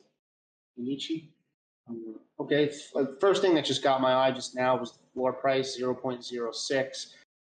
In an editions market, that usually makes me think it's an edition. I don't think these are editions. They're one of ones. So very attractive price point. And one of my favorite photos is in this collection. I'm wondering if I bought it. No, I don't think I bought it. Someone else bought it, and it's Dilemma actually one of 8 my and 10. favorite. 8 and 10 Yes, are 8 and 10 are Dilemma. really Oh, good. Dilemma 001 actually is one of my favorites. Oh, someone did buy this? I didn't think. Yes. When was this bought? That's why. That's why. It wasn't bought when I was reviewing the collection. Someone bought this 26 minutes ago. Oh my gosh, no wonder, because I know that they had talked to me about it, and I'm like, I still want it, and someone bought it. I love this. I love that Yo, image. I congrats. don't feel like Yeah. it goes with the rest of the collection, but on its own, to me, is just I just love everything about it. I'm confused. Did this just get? Oh, okay. This guy bought it and then sent it to his vault. Interesting. He's a Hmm. verified account too. Hey, congratulations! I love to see sales during that because I saw that immediately when I saw it, I was like, no, this one wasn't sold before. Because I was looking at it and I knew I loved it. It was so good. Like I love how white they are with the clouds and stuff. Like the contrast in this is so interesting. And I love how she's gazing off to the right, he's gazing off to the left. They have this separation, but they have this Yes. togetherness. And it's beautiful. And I've seen a lot of people sitting on bench shots, and this is one of the few that I've really just I've loved it from the moment I saw it. And it's a shame I didn't get it, but that's okay. It's I'm glad it sold. Yeah, here's some other strong ones I thought. Dilemma 10. I love the shot. Yeah. So cool. Great moment. Love how the birds are flying around him like he's some type of superhero or something. Composition is great. Love the boat. Love that there's only this weird separation between the concrete or whatever marble floor. I don't know what type of floor this is, and the ocean. Yeah, such a cool dramatic skies. Really got a nice mood to it. That's sold. Collection's doing pretty well, right? 5 owners and 10 items, so half the collection is sold out. I think the stronger pieces were collected though. This one's really awesome. Collected by Samia, and just like wow, almost feels surreal that you can capture all of these stories happening at the same time. Like the juxtaposition between this man pushing someone in a wheelchair and this woman pushing someone in a baby carriage, it really Right. just makes you think a lot about life. And then these two that are maybe going to be this couple here that might be this couple one day, or this couple It's might it's this like the couple. different Yeah, stages of life. it's wild. It's still good. Yeah, like so you have the two people on the left that almost could be like young teenage Single. boys or something like that, single, and then the next moment is the couple together, and then the baby in the carriage, and then the elderly pushing his wife and stuff like that. So it's like the whole story is there A life cycle. of That's life. an incredible image. Yeah. Good pickup, Yeah. Sammy. Another one that stood out to me. Dilemma 9. This nice moment of three men walking together. I love how one of the men is looking at the other two, and maybe conversation or admiration or something. Just this pier just looks like so weather beaten, and I love the leading lines that go down into the next part of the pier, down to the next, and then into this very like industrial looking sort of, I don't know, dirty industrial pollution ridden space. I don't know. It's about this. It's really interesting. You like this one? Yeah. I do like it. I like it a lot. I feel like that one and 01 and 10 could all work great together in a collection. Yeah, zero Like they one. have the same tonal qualities. Oh yeah, they do. Yep, this we looked at all three. That's the one on the bike, the one that just got collected 30 minutes ago now, and then Dilemma. Yeah, they have that own the tonality and the lighting and stuff. It's very, very, very similar. Let's talk about. Let's be a little constructive here. All right, so the ones that maybe it's the verticals that make the least sense in this for me. Let's see. Yeah.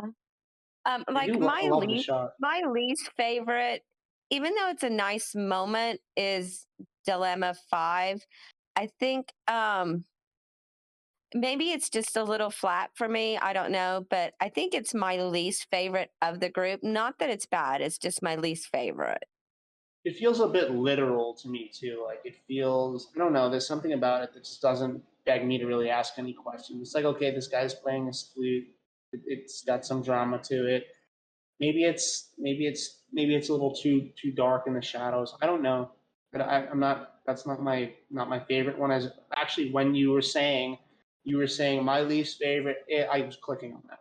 Like, so we're on the same page about. And if you watch the replay of this, you'll see that like I'm literally clicking on these things before you say them, which is good that we're on the same page about a lot of this stuff. And it's yeah, probably why Yeah, we're in the same collectives together and stuff. We have a similar idea of, I think, what's as compelling us to them. exactly. We've got a lot of experience in this type of stuff. This is interesting. Separation to what's going on here. This separation doesn't speak as much to the one on the right as the one we were talking about that Sammy collected that had like that Right. full life cycle. So I don't really understand the story in this, but I see the idea of like shooting through silhouettes, and it's interesting. Just lacks some flavor or story to me. Yeah. Yeah. This feels like it belongs in a different collection. Yeah, it does. I mean, I actually like this shot quite a bit, Mm-hmm. but it does feel like it belongs in a different collection. Mm-hmm. Feel the same way. This has it's weird. It has very mysterious vibe to it, and the shadows are very Yeah. strange in the way they're presented, and how the shadow from this ends up over here. It's like it's Yeah. like really strange to my eye how some of this is happening here, and I like that. Yeah. But so 6 owners, 5 owners. I'm sorry. Uh, they always say 6 owners because one of them is the person who owns it. Right. Maybe a better way of saying it. But doing pretty well. Let's see, so the activity in sales, 3 months, 3 months, 3 months, 34 minutes. So the only thing that I can get out of that is that someone knew that this AMA was happening today, and so they got like their eyes on it somehow. I don't know how, because this is not one of the collections that I posted on my Twitter today.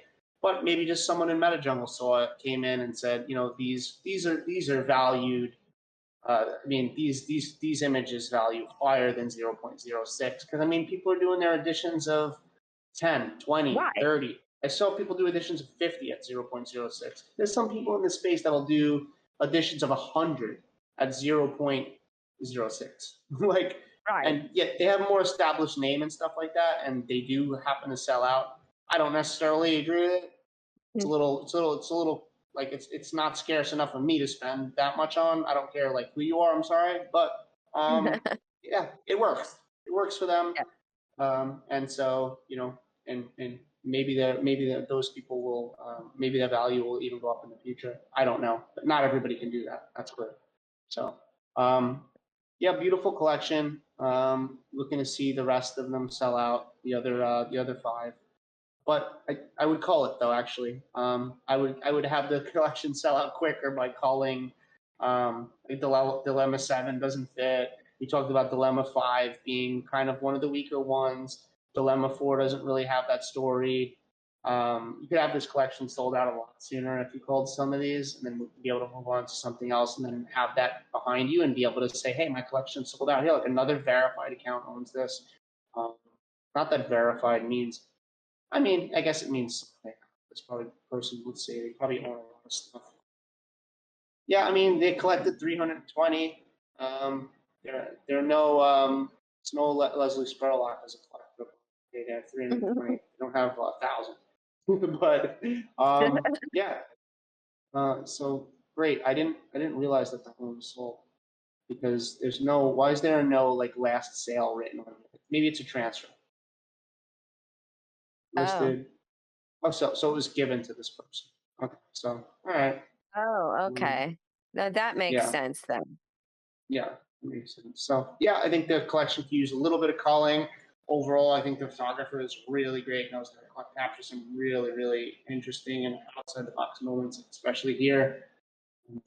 And yeah, no properties, but it has the stuff in the descriptions. Properties wasn't really a thing we were talking about. Well, we were 3 months ago, but maybe not 5 or 6. But yeah, cool collection. Let's move on to urban scenes. So urban scenes in urban scenes Istanbul, Mehmet Asik or Akik. And that's so urban scenes. Series 1 of 1 collection. It consists of 8 black and white photographs. Are you being very literal here? I love human life with Istanbul in the background of a theater stage. I like that line. Each scene can carry many stories. Um, we can be on the stage of a city without being aware of it. We can be the person who completes a city without realizing it. So a couple of good lines in there. I did like this. I did like some of these last few lines. I mean, I wouldn't. Once again, I wouldn't start with urban scene. You're starting with what's less important. Like like as collectors, I think we want to hear the story. I think we want to hear the story first. Thanks, Goon. Appreciate that. I know you have to head out. It is a great session today. Yeah, I think people want to hear the story first, and then give us like the name, series, that stuff can go on to be. Okay, so 8 items, no sales, floor price 0.15. Floor price is fair for, I think, the quality in these images. Let's just see. I sorted it by oldest. Let's see how long ago this was minted. 3 months ago, no sales, 3 months. They got properties and such. And so, let's take a look. You know It's what? interesting. I mean, Go I've ahead. seen this collection before, and for some reason I thought Couple had sold, but I guess not. Yeah. Let me see. I just saw a couple. Wow, this is great. It's a Isn't couple that great? seen. Yeah, it's a couple that's seen through people that have like that really distance. Like I don't know if they're with each other and they're just mad at each other, or they just sat down and was like, I gotta give this person a lot of space. Where these people are in the complete opposite. They're dead in the middle, glued to each other. Right? I mean, you have got a Yeah, lot of I've layers. always loved this image. I've always loved it, and I don't know why I thought it had already sold already, but I guess not. No, it hasn't. And I just looked here. There's a lot of information. Couple story, whatever train station located at the Anatolian side of Istanbul dates back to 1872. I'm not going to read all this about the artist. And then the artist has the properties. Very good job at giving a lot of information and giving the important properties. This person's obviously been paying attention. Important in the descriptions of properties tabs. Got one you want me to pull up here? Yeah. Let's pull up the game. Game. Ooh. Wow. I mean, I like this image. I feel like maybe the blacks are a little bit too black, perhaps, but as a photojournalist, I love that image. So it doesn't necessarily fit with the other ones, but on its own, I like it a lot. Yeah, I think that the part of the blacks being too black for me is the boy that's in the most foreground of the frame. It's just like one big black blur. Right. And it would be nice if he wasn't positioned right on top of this boy. I mean, even if Right. this Yeah. even if this boy didn't exist in the frame at all, I think it would be a stronger frame. This kid Yeah. kind of No, I making this agree. movement. I agree. Yeah, but it's an interesting image. I love this kid's this posture and expression from the boy here. This boy's eating an ice cream pop. I love that. That's great. That's great. Pretty image. But yeah, I mean, the strongest one to me in this whole collection is Couple. I absolutely love that one. Yeah, let me pull up Fisherman. This is my first. I must have missed this when I was studying the artist, so I didn't pull up any images. I must have clicked over it, so I'm just looking at them now. This is a nice moment. Fisherman looking out. I like how it's got this fog background with a ferry coming in, and you can see these, see this architecture, which is really beautiful. I'm sure a lot of people know the name of this place in Istanbul, but I don't. It's a beautiful structure. And I love how you can see the snow coming down in this jacket. An interesting image. This little thing on the floor bothers me a little bit. My eye keeps going to it. Yeah. Other than that, let's see this. Let's see this fisherman shot. Grant. Maybe that's his name. A lot of Bridge is one of the most frequented places. Bridge. It's called Bridge here. I'm a man on the bridge fishing. This is an interesting composition. Obviously, taking wide angle. Kind of have the fishing poles as like leading lines out into the ferry. Let the man's gaze out into the distance. Interesting shot. But like you said, Couple so far is the one that's like, you see a photograph that someone can create, and you see how intelligently they can create it, and then it makes you look at the other work and think maybe some of these shots are too easy for you. But Right. this I like this shot. Yeah, I do. I like that one too. Yeah, it's simple, but it's kind of like the work that I shoot. It's like there's not a lot going Right. on. A lot of photojournalists that I really look up to and documentary people, they got so much stuff going on in the frame, and the frame is so busy, but everything lands in a place where it's like, whoa, these people are like visual, literal, geniuses and how they do it. That's not Exactly. me. Yeah, that's not me. I'm more of a I find a simple scene that I think speaks volumes, and I feel that about this scene. Like it's it's the timing's great. The man's hand on the pen, he's looking out, his expression. It makes me wonder. He's leading chain lines into him. The bird flying by.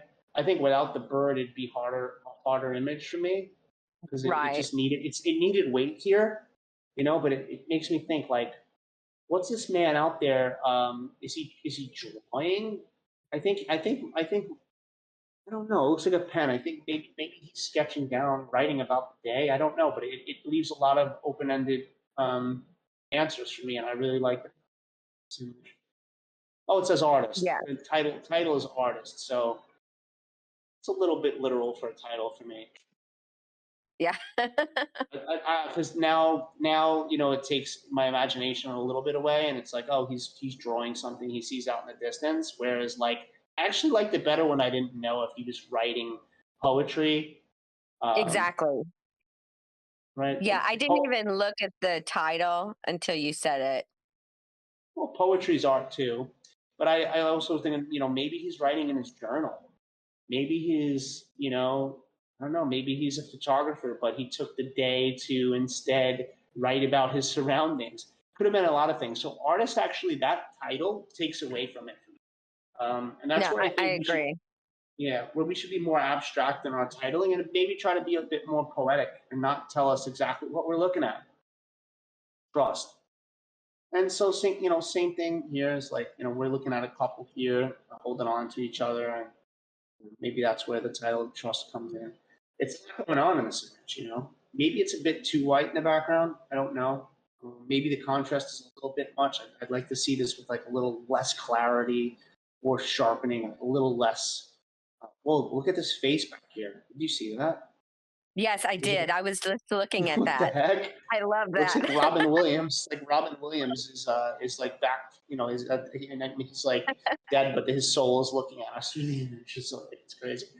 Yeah, interesting shot. Yeah. Like it. Like the shot. Love. That's an That to interesting me, one. Go ahead. yeah, it's actually my least favorite. I was gonna say it's I mean, an interesting shot, but I don't know what the guy does for the. I don't know what that yeah. man on the I mean, right does I, for I this. kind of get it, but I don't know. For me, just compositionally, it's my least favorite. That's it exactly. It's compositionally. It's just compositionally not where this artist's other images are as far as composition goes. It seems a bit more of a snapshot, or Right. shots I took in my earlier years of a photographer where I didn't move around as much. So like a shot like this, I might as a photographer now take this shot as the first shot, but then think to myself like I need to move a little bit to the left and get this from a different angle.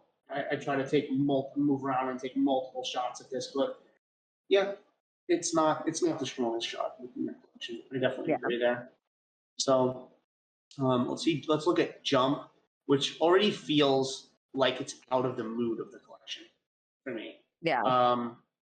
This collection's mood feels very somber, solitude, and then you have this shot here, Jump. And while it's an interesting moment, it's just not. It just doesn't fit. Story's not strong for me here either. And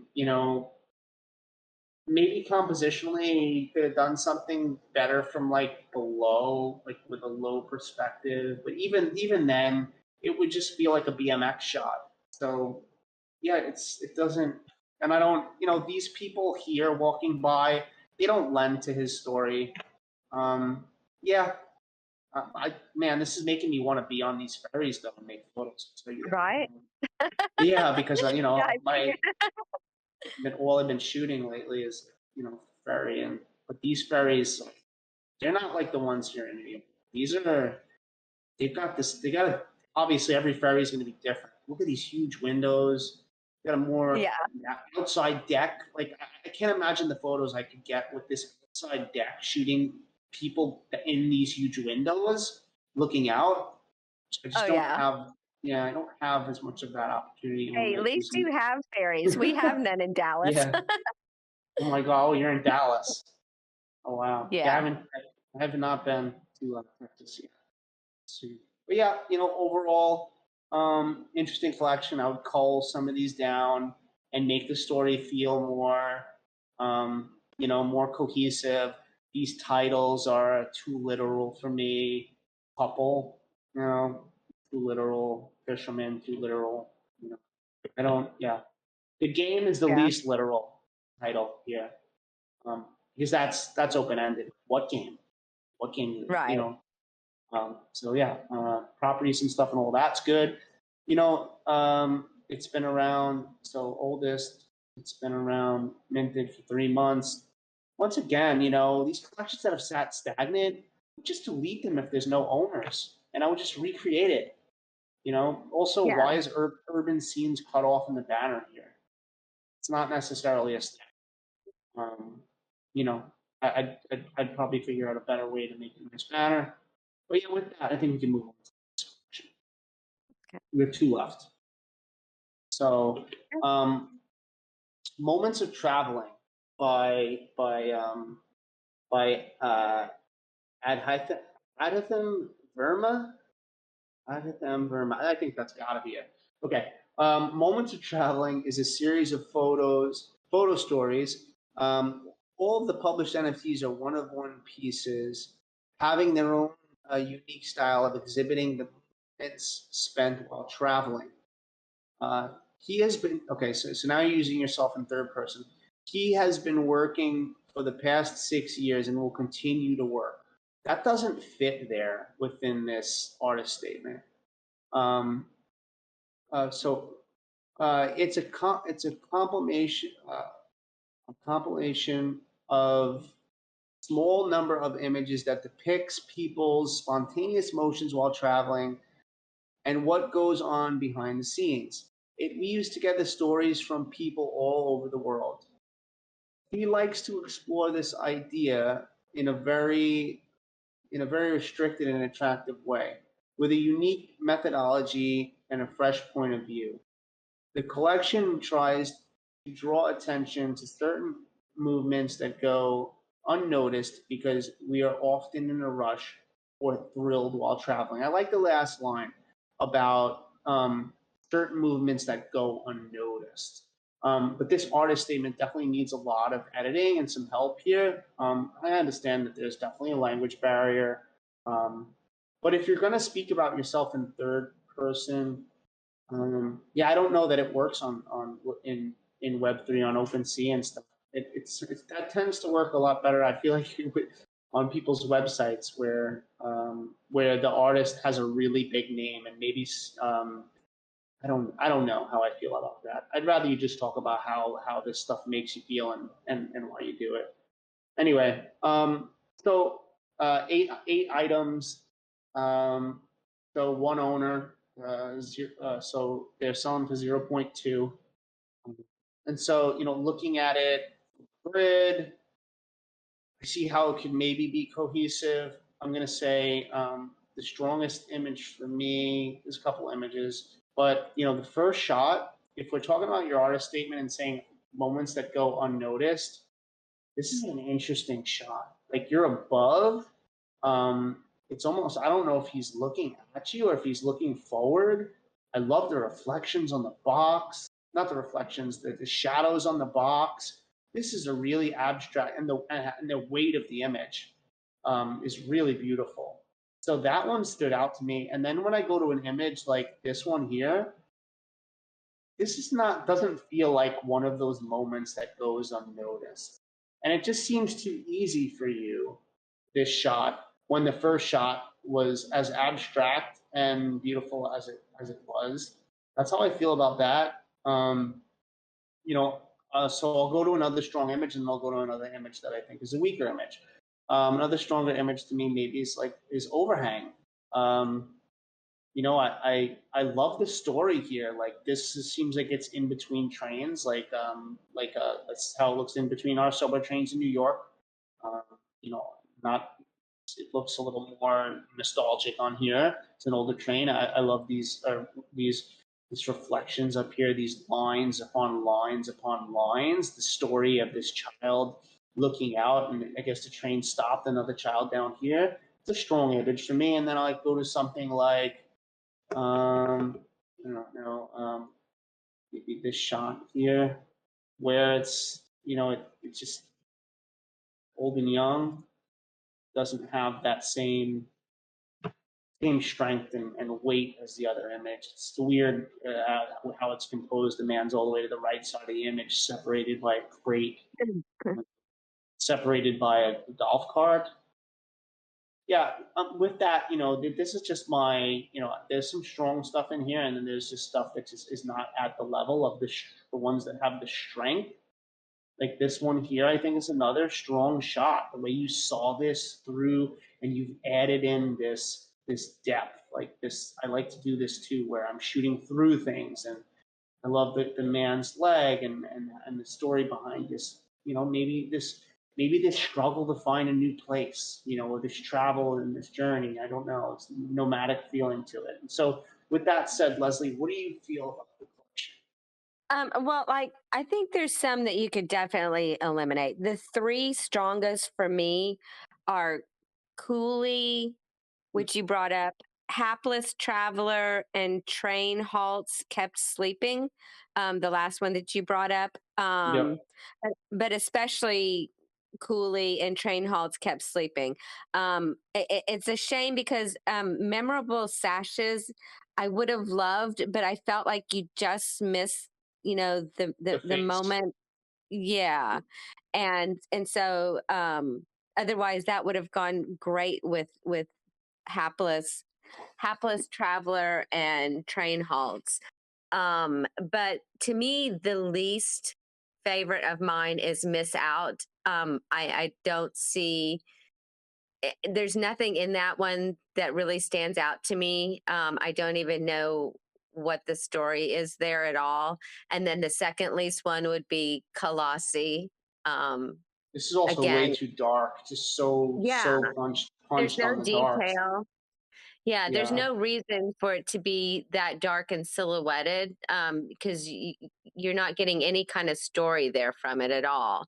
yeah. And the darkness is making, the people just kind of, one big black blob. So, um, but yeah, Yeah, so to me, those three that I mentioned are the absolute strongest, and then the fourth one being overhang. yeah. That's a one. It seems like we're on the same page about the stronger ones, and it seems like Tech Bubble owns this big collector in the space. It seems like it's a common story with a lot of photographers that we have a hard time knowing our best work. Like even with my collection, my Lost in Transit collection, that's doing really well. Like I am not the only eyes in there. Like my phase three is going to be stronger than my phase one and my phase two, and that's because I have multiple mentors and collectors that I'm showing what the next phase is going to look about, and we talk about the prior phases, and I don't always curate my own work to the best ability. Like I'm pretty damn good at it, but there's images that slip through that just sometimes don't fit, or they're just not as strong as the rest, or maybe they just don't fit the story as the rest of them. So like my work right now is like an ever evolving curation, and I like that I'm dropping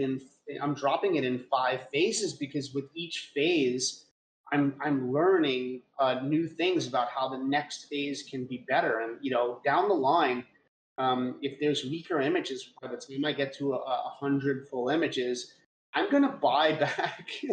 I'm gonna buy back the pieces and replace them with stronger stuff. So I look at my collection as an ever evolving thing. So with that said, like it's a long drawn out sort of answer, but it's like we are not our own best critics sometimes, and it's always good to have a second eye.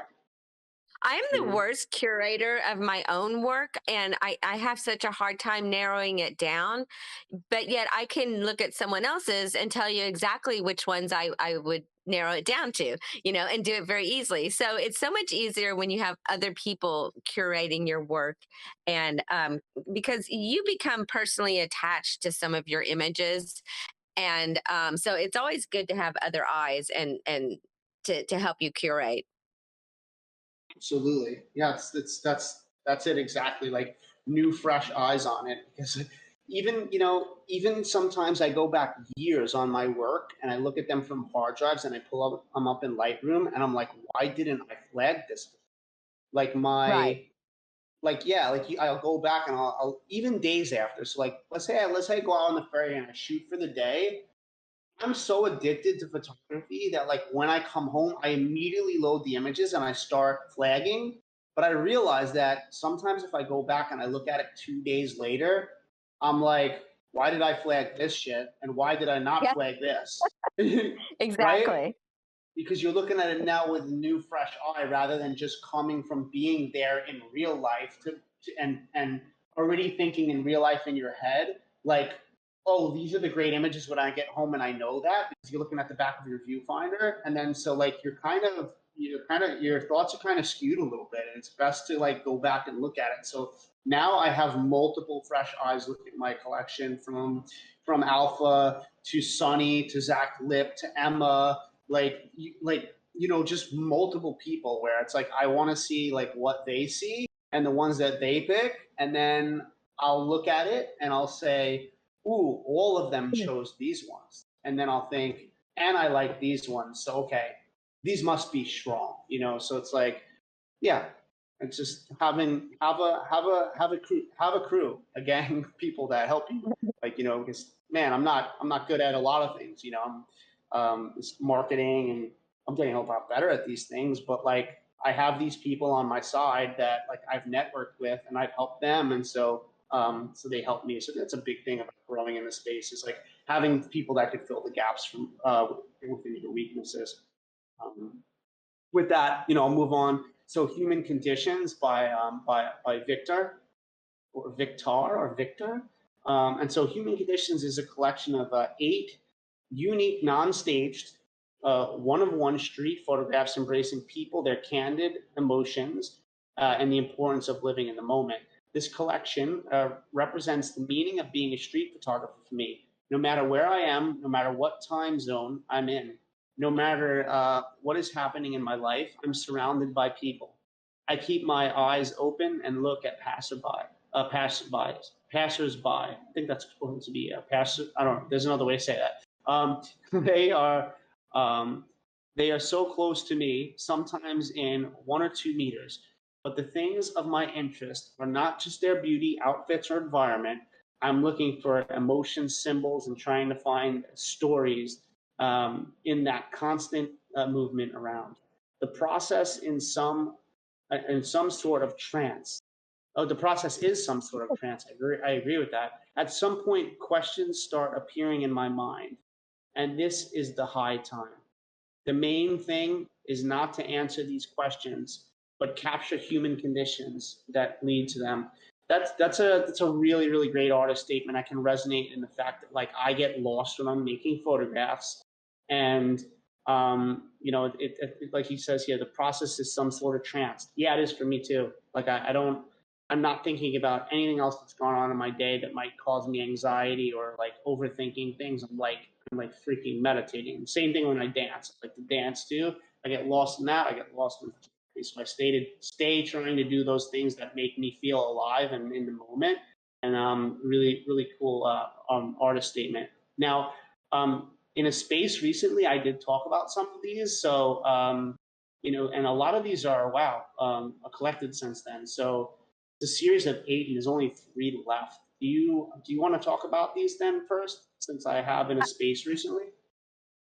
Sure. I mean, I'm a huge fan of Victor's work. I've collected several pieces, and so I just absolutely love his work.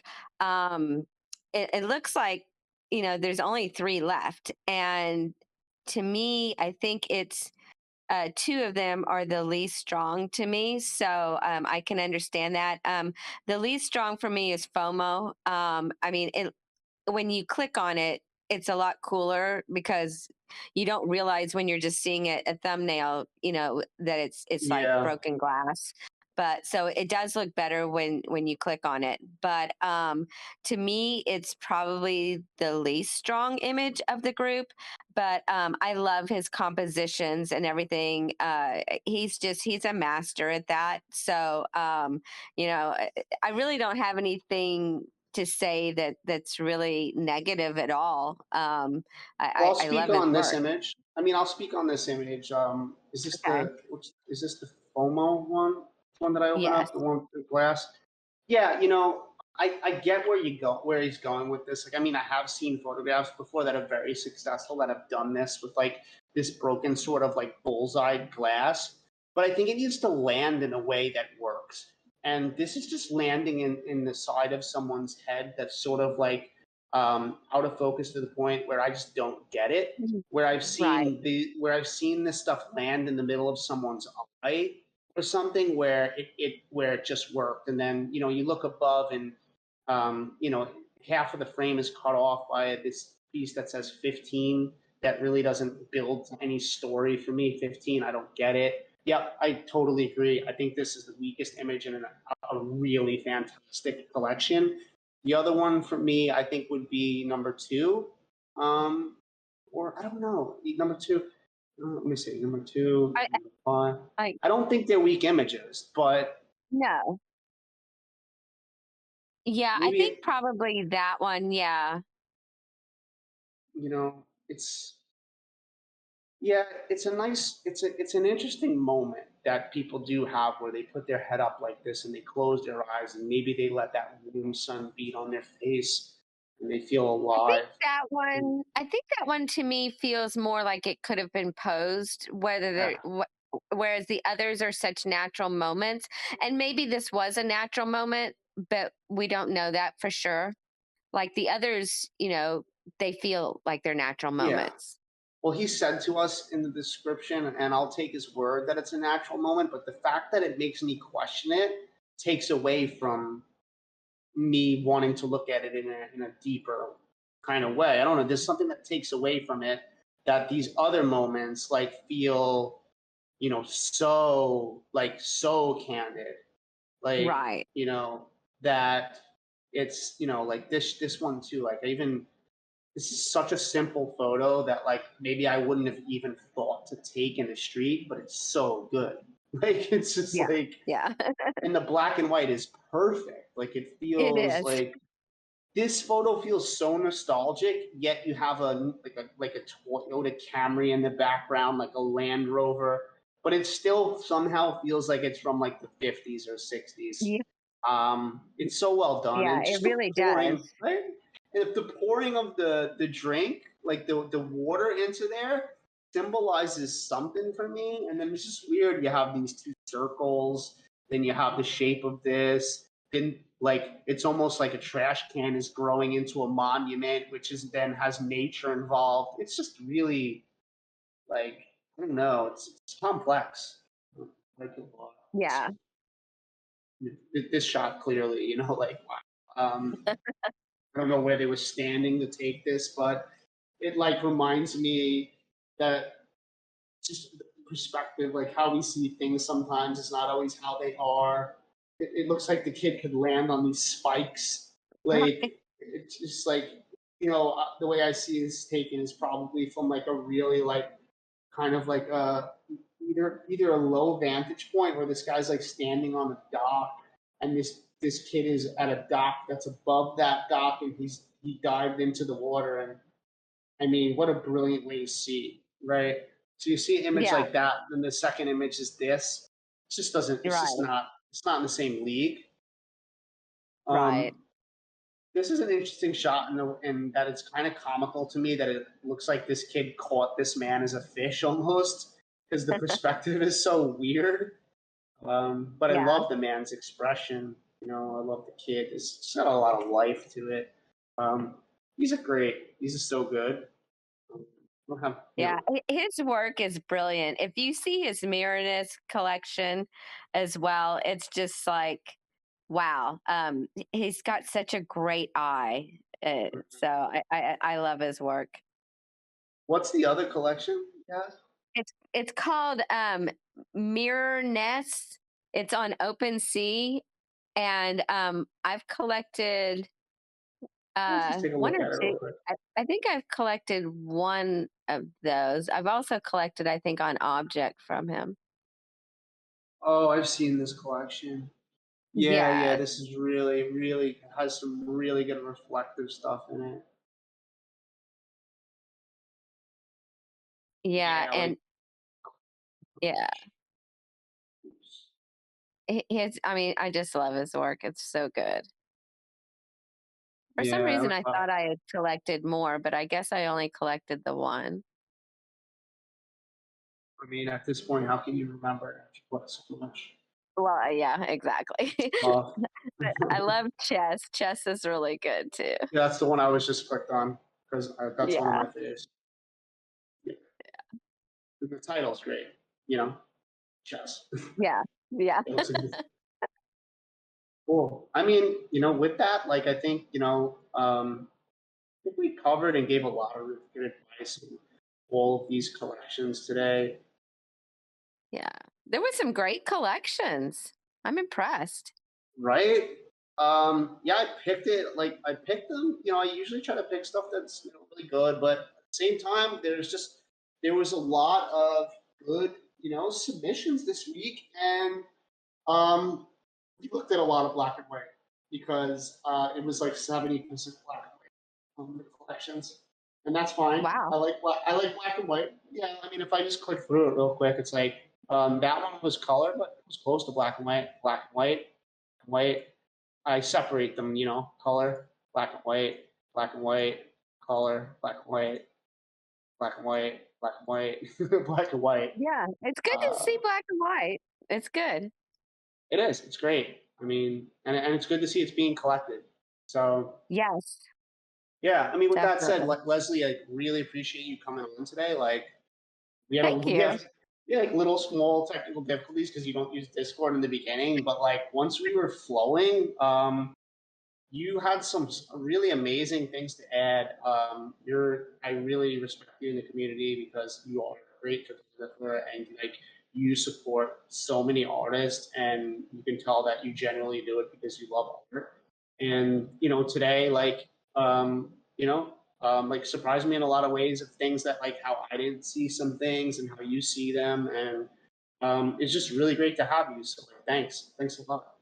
Thank you. Yeah, and I actually learned a lot today having you hearing your critiques and everything. You made me think about things that I wouldn't necessarily think about. And also, I'm really bad with my descriptions and stuff like that. So I learned something today on what I should be doing. So, and I'm really bad with descriptions and titles, and so you helped me a lot. So thank you. Yeah, that's really great to hear. Awesome. I'm super excited about how this session went. So, yeah, with that, I think they said we have a POAP today we could collect.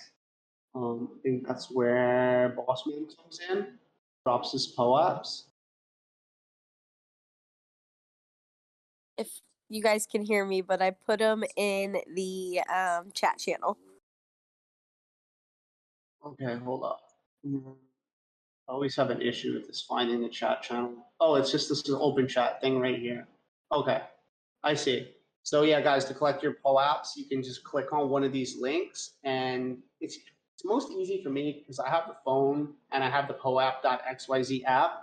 And so you just click this, and then you just put your wallet address in, and it'll give you your proof of attending whatever it's called.